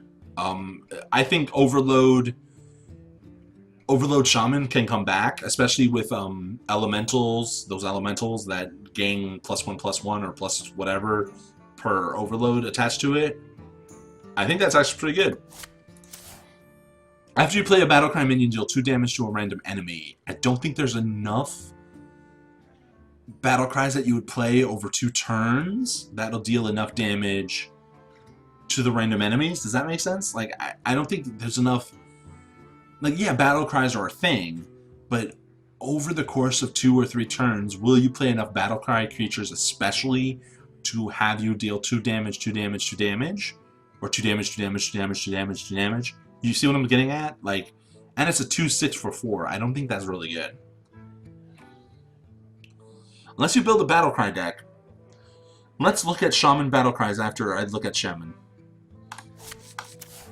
Everything is awesome. I love the name of that card. Give your minions +2/+2, cost 1 less for each Murloc you control. They really want to make Murloc Shaman a thing. This card might work. Especially if you're playing a Murloc deck. Murloc decks are really fast though, so do you really want a 7-cost card to make it into it? I mean, because won't you just rather play like something like Bloodlust for 5 mana, and that deals 3 damage right then and there? I mean, if you're bursting them down, do you want to go into the late game? That's the question. Damn my fucking hair. Oh yeah, Ruby. There's some pretty crazy ones out there. We'll get into it. Didn't Paladin have one? Was it Paladin? Oh, anything can happen. I totally skipped over this. I think this card is broken. Summon 7 Murlocs that died this game. I don't think that's fucking great. With Murloc Knight, I don't know what'll happen if you just lost 1 Murloc. Will it summon 7 of those Murlocs? Or will it just resummon 1? So do you really need 7? That's a good question. And I think it's the latter. I think if you have old Murkai and he dies, and he's only 1 Murloc in the whole game, and you play this card on turn 10, I think you only get 1 Murkai. Because this guy's summoned 7 Murlocs that died this game. Not... Right? Not summon 7 total? I don't know. Maybe I'm wrong. Because if you do, this is just a win instantly card. Because if you play a deck that just has Murkai, and then on turn 10, you, with a clear board, you play this, and you get 7 Murkais on the board, they all buff each other. Yeah, it'll definitely be worth testing for sure. I'm not sure, man.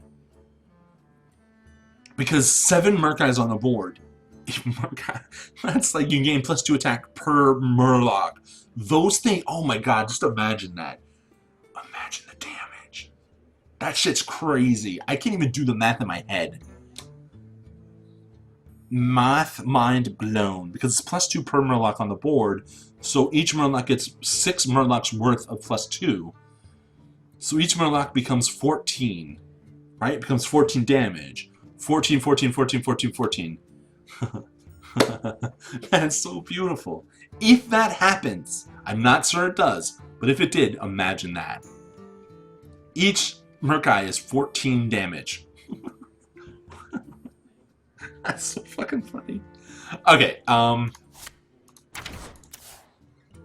fun deck, fun card, Murlocs. Quick. Quick.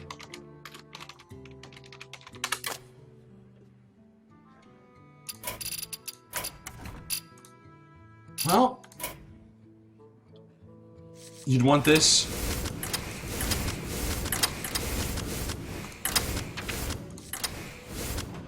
If you make a Battlecry deck for that Battlecry card, good question. There's a lot of Battlecries, man. Maybe it'll work. Maybe it'll work. I wanted to see how many Shaman Battlecries there were. There's actually quite a bit. Alright. There's actually quite a bit. Alright, let's hurry this up. I do! I'm an orange. Wait, you're calling me an orange? I have the head of an orange? Okay. Hey man, want to be respectful for a change? Just saying, you know? It's not, I don't, you know. I could say, hey, Dickle, what a fucking stupid name. But I don't do that. I'm, you know, nice. Right? So you want to start again, Mr. Top?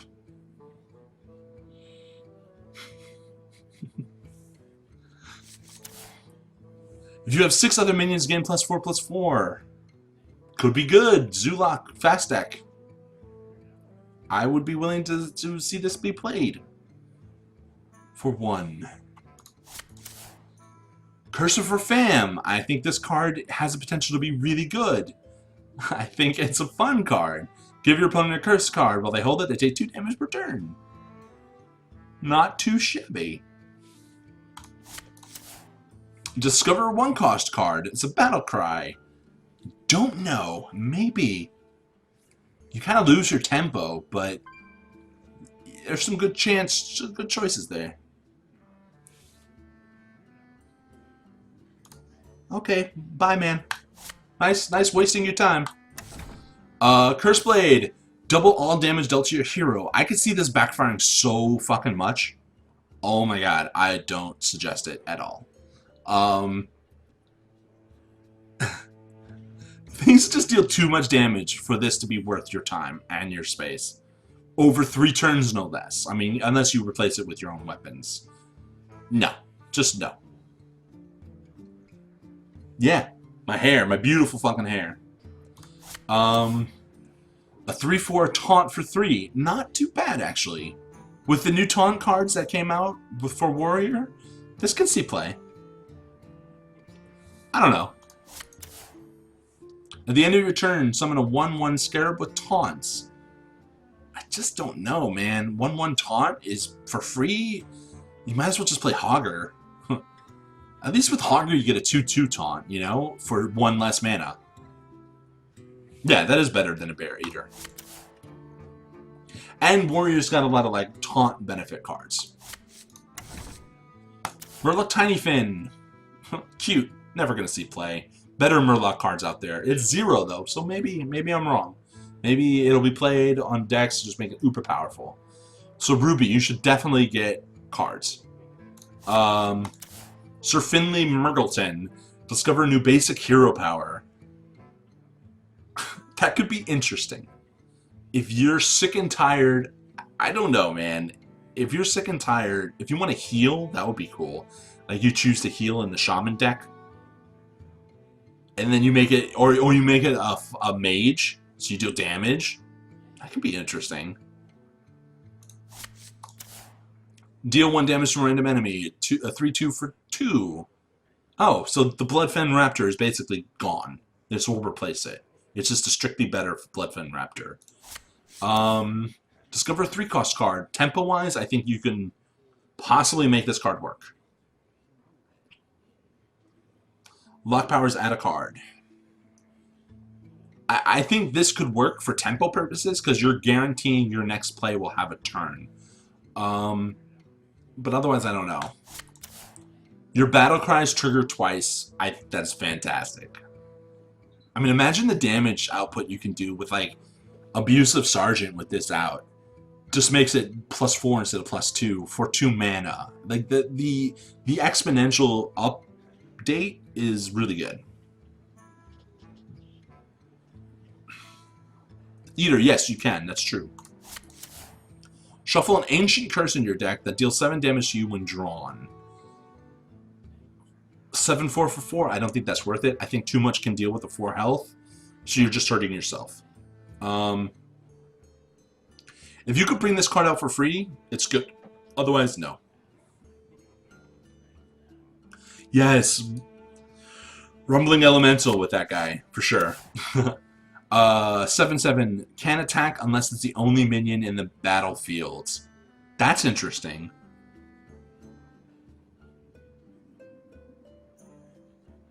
Yeah, D4, right? I mean, a lot of these cards, like, I think they're situational. I think you gotta be careful. But I do think they can work. Shuffle the map to the Golden Monkey into your deck. This is the one I'm most excited about because it's so dumb, it's fan-fucking-tastic. So you get a map to the Golden Monkey into your deck. So obviously, the odds of you drawing the map to the Golden Monkey, not good. Unless you have a deck that you really cycles through everything. Hey, Milk. And then the map to the Golden Monkey. What is it? Golden Monkey? Anyway, okay, so...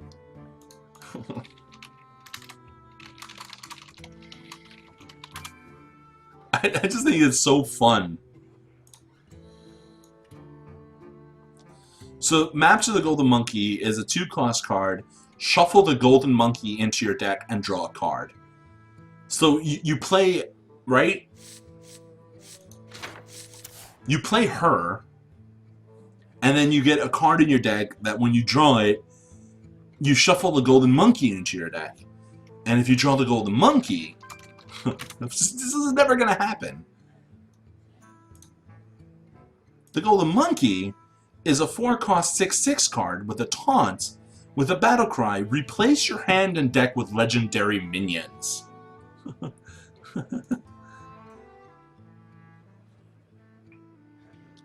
So, okay, turn 4, I play Elite Starseeker, and I get a map to the Golden Monkey placed in my deck.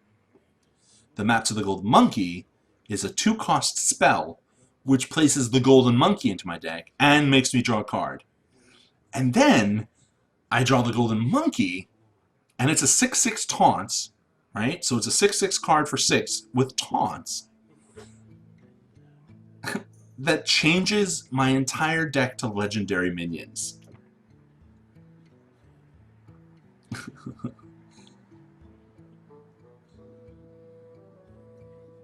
Now, the problem with the deck with this is you have to draw these cards from your deck for them to be played. So I can play Elise and then wait until I draw the Golden Monkey map, and then from the map I have to draw the actual card. And that can take the whole game. The whole fucking game. And you'll probably be dead by then. I agree, Ruby. And to a degree, I agree. So the odds of all those conditions being met are super fucking low. It's probably not going to happen. But the idea of it is hilarious. Elizabeth's gang up might be good. Oh, Jesus. Don't get me started, Eater. You know that'll happen. You know they'll fucking do it. A 3/4 for 4, if you control another mech, Discover or a mech, that's damn good. I can see that in Mech Mage, buffing it up. A decent stat line for 4 mana, not ideal, but decent. Discover a Beast, a 3/3 for 4, probably good in Hunter. There's a lot of beasts being involved in this adventure, which is just good for Hunter. D4, I want to see that work. At least with sprints? Maybe on Warlock? Yeah, you need a lot of card draw. You need to basically build your deck around card draw. And then have all that shit be replaced by legendaries. Give a random friendly minion +3/+3. I think this is a solid fucking card. I think it's a death rattle though, so you gotta be careful. It's like the Death Cultist. Might work, might not work. Whenever you cast a spell on another minion, cast a copy of it on this one. This can be interesting on buff decks. So if you put this in a priest deck and you buff a Death Lord up, this also gets buffed the same way. So then you get 2 really big badass cards that deal a lot of damage. And that could be fun. The question is, how will you make it work? Will it work? Because you're spending a turn playing this card. Don't forget that. So you might lose way too much tempo. Your cards cost 5. As long as this witch is out, all your cards cost 5. That's like a better Aviana, to be honest with you. You play this on turn 6, and then you double innervate out something amazing as a druid, and you just win the game. Whenever you cast a spell, summon a random minion of the same cost. I love this card. I absolutely fucking love this card. I think it's so fun. It's so interesting. And the things you get, and it's a summoned minion, so it's an immediate effect on the board state. Yeah, Night Milk. Sleep well. If your deck contains no more than 1 of any card, fully heal your hero. I think it's very easy to make a deck with only 1 of any card. And those that have multiples, if you draw them, they're not in your deck.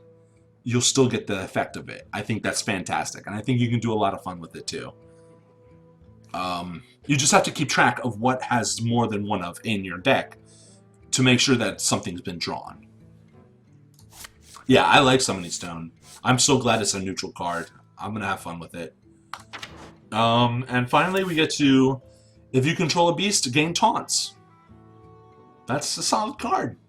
It's an 8/8 for 8.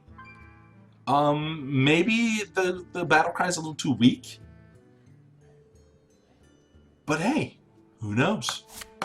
And lastly, discover a powerful artifact. Well, obviously I don't know what the artifacts are.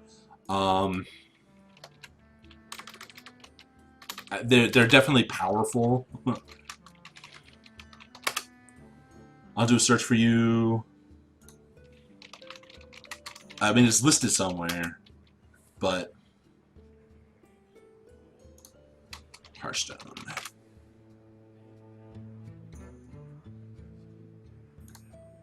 Let's see. Let's see what the. All right, so the token artifacts. Okay. Can I do a monitor capture? There you go. What do you think, guys? What do you think? I don't know, Total D4. Oh, I did either. Well, I'm just way overboard, so over time. I'll go back to it. Give a minion +10/+10 for 10. Fill your board with 3/3 mummy zombies. And deal 10 damage randomly split among all enemies. I think some of these are weaker than others, and they're super expensive. So I don't know if that'll see much play, to be honest with you. You're right, Eater. They're way too expensive, and I don't think the effect is very good. I mean, Avenging Wrath is 6 mana, it deals 8 damage split randomly amongst all enemies. There's a Paladin card. And 7 3/3s? Well, that's technically worth it. But give them a minion +10/+10 for 10? I don't know. Maybe? I just think some of these are not good. They're just not good. Alright, what did I miss? Wobbling Runs. Did I? Oh, I did. Summon 3/2/2 runs as a death rattle. That's six worth of stats. Is that worth the 2/6 played previous to it? Maybe. I can see that working. Yeah, Badger, they're YOLO cards. Yeah, I agree with you. Yeah, I think a lot of these cards, D4, I think a lot of these cards are in the same boat. But we're going to make a Golden Monkey deck work. It's going to require a lot of card draw, a lot of heals, a lot of taunts, and a lot of miracles. But we're going to make it work. Now, what deck would it work the best in? I actually think it would work best in Mage. Now, hear me out. Acolyte, Arcane Intellect, Ice Block. Right? Think about it. You need a deck that gets to fatigue easily, because the idea is you want to draw through your whole fucking deck. So you shuffle the card in, so then you draw it, then you draw more cards.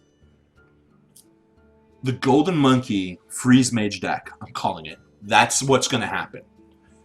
Because you get the draw, you get the freeze, and you get the survivability, and then you get the Golden Monkey, and you play that Golden Monkey, and everything turns into a legendary. Bam. And then people will be like, holy shit, he did it. What other decks go into fatigue? Mill Druid, right? Mill Druid, Mill decks. That could work. A Mill Druid deck or a Mill Rogue deck that has a lot of card draw. And then you gang up everything and then you make it even better. And just keep recycling and just totally troll everybody. But I think Mill Druid's better than Mill Rogue because you got a lot of heals on top of it, and you got a lot of single card removal, and you got a lot of survivability. Warlock. I think you take too much damage, Llama Eater. I think your health goes too low, that by the time you draw all the card conditions, you're fucked.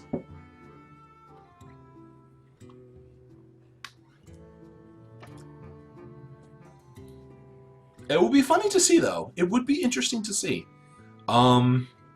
Priest could work, because Priest can get to fatigue relatively decently. Their card draw's not that strong, though. But their healing mechanics are. Like, I mean, if they double up their healings with True Heart or with Velen, they can stay alive forever.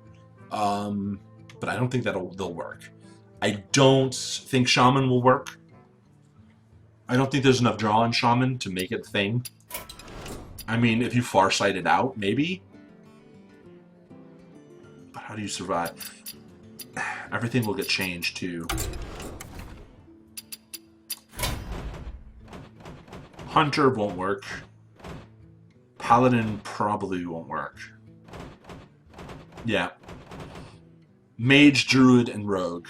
And Warrior. Control Warrior, if you do it right, I think could make that work. It'll be very tricky. Alright, so I'm a half hour over time. Which is bad. Bad me. Bad me. Anyone have any questions? Hi there, I'm Gorbad. Welcome to the Orc's Nest. I'm the Dungeon Master here on Howreroll, and if you'd like to follow me personally, you can do so on Twitter at Gorbad. Check out thedmblog.com for all things Dungeon Master and Dungeons & Dragons related. And of course, you can follow me on twitch.tv/Gorbad. Also, guys, don't forget to keep up with all things Howreroll. Follow us on Twitter at Howreroll. Check out the website www.howreroll.com, and make sure you follow us on YouTube as well. Cheers, guys. When I'm not playing Radovan Rainier, Cleric of St. Cuthbert for Howreroll, I'm just Shaggit, a guy who can't do math in public.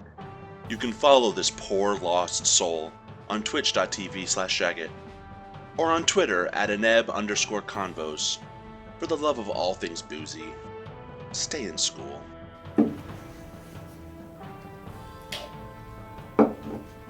I'm the Dragon Spooker, and I play Marlo the Hot-Blooded Monk for Howreroll. You can catch my Twitch channel at twitch.tv/thedragonspooker, or you can follow me on Twitter at @dragonspooker. I hope to see you guys around.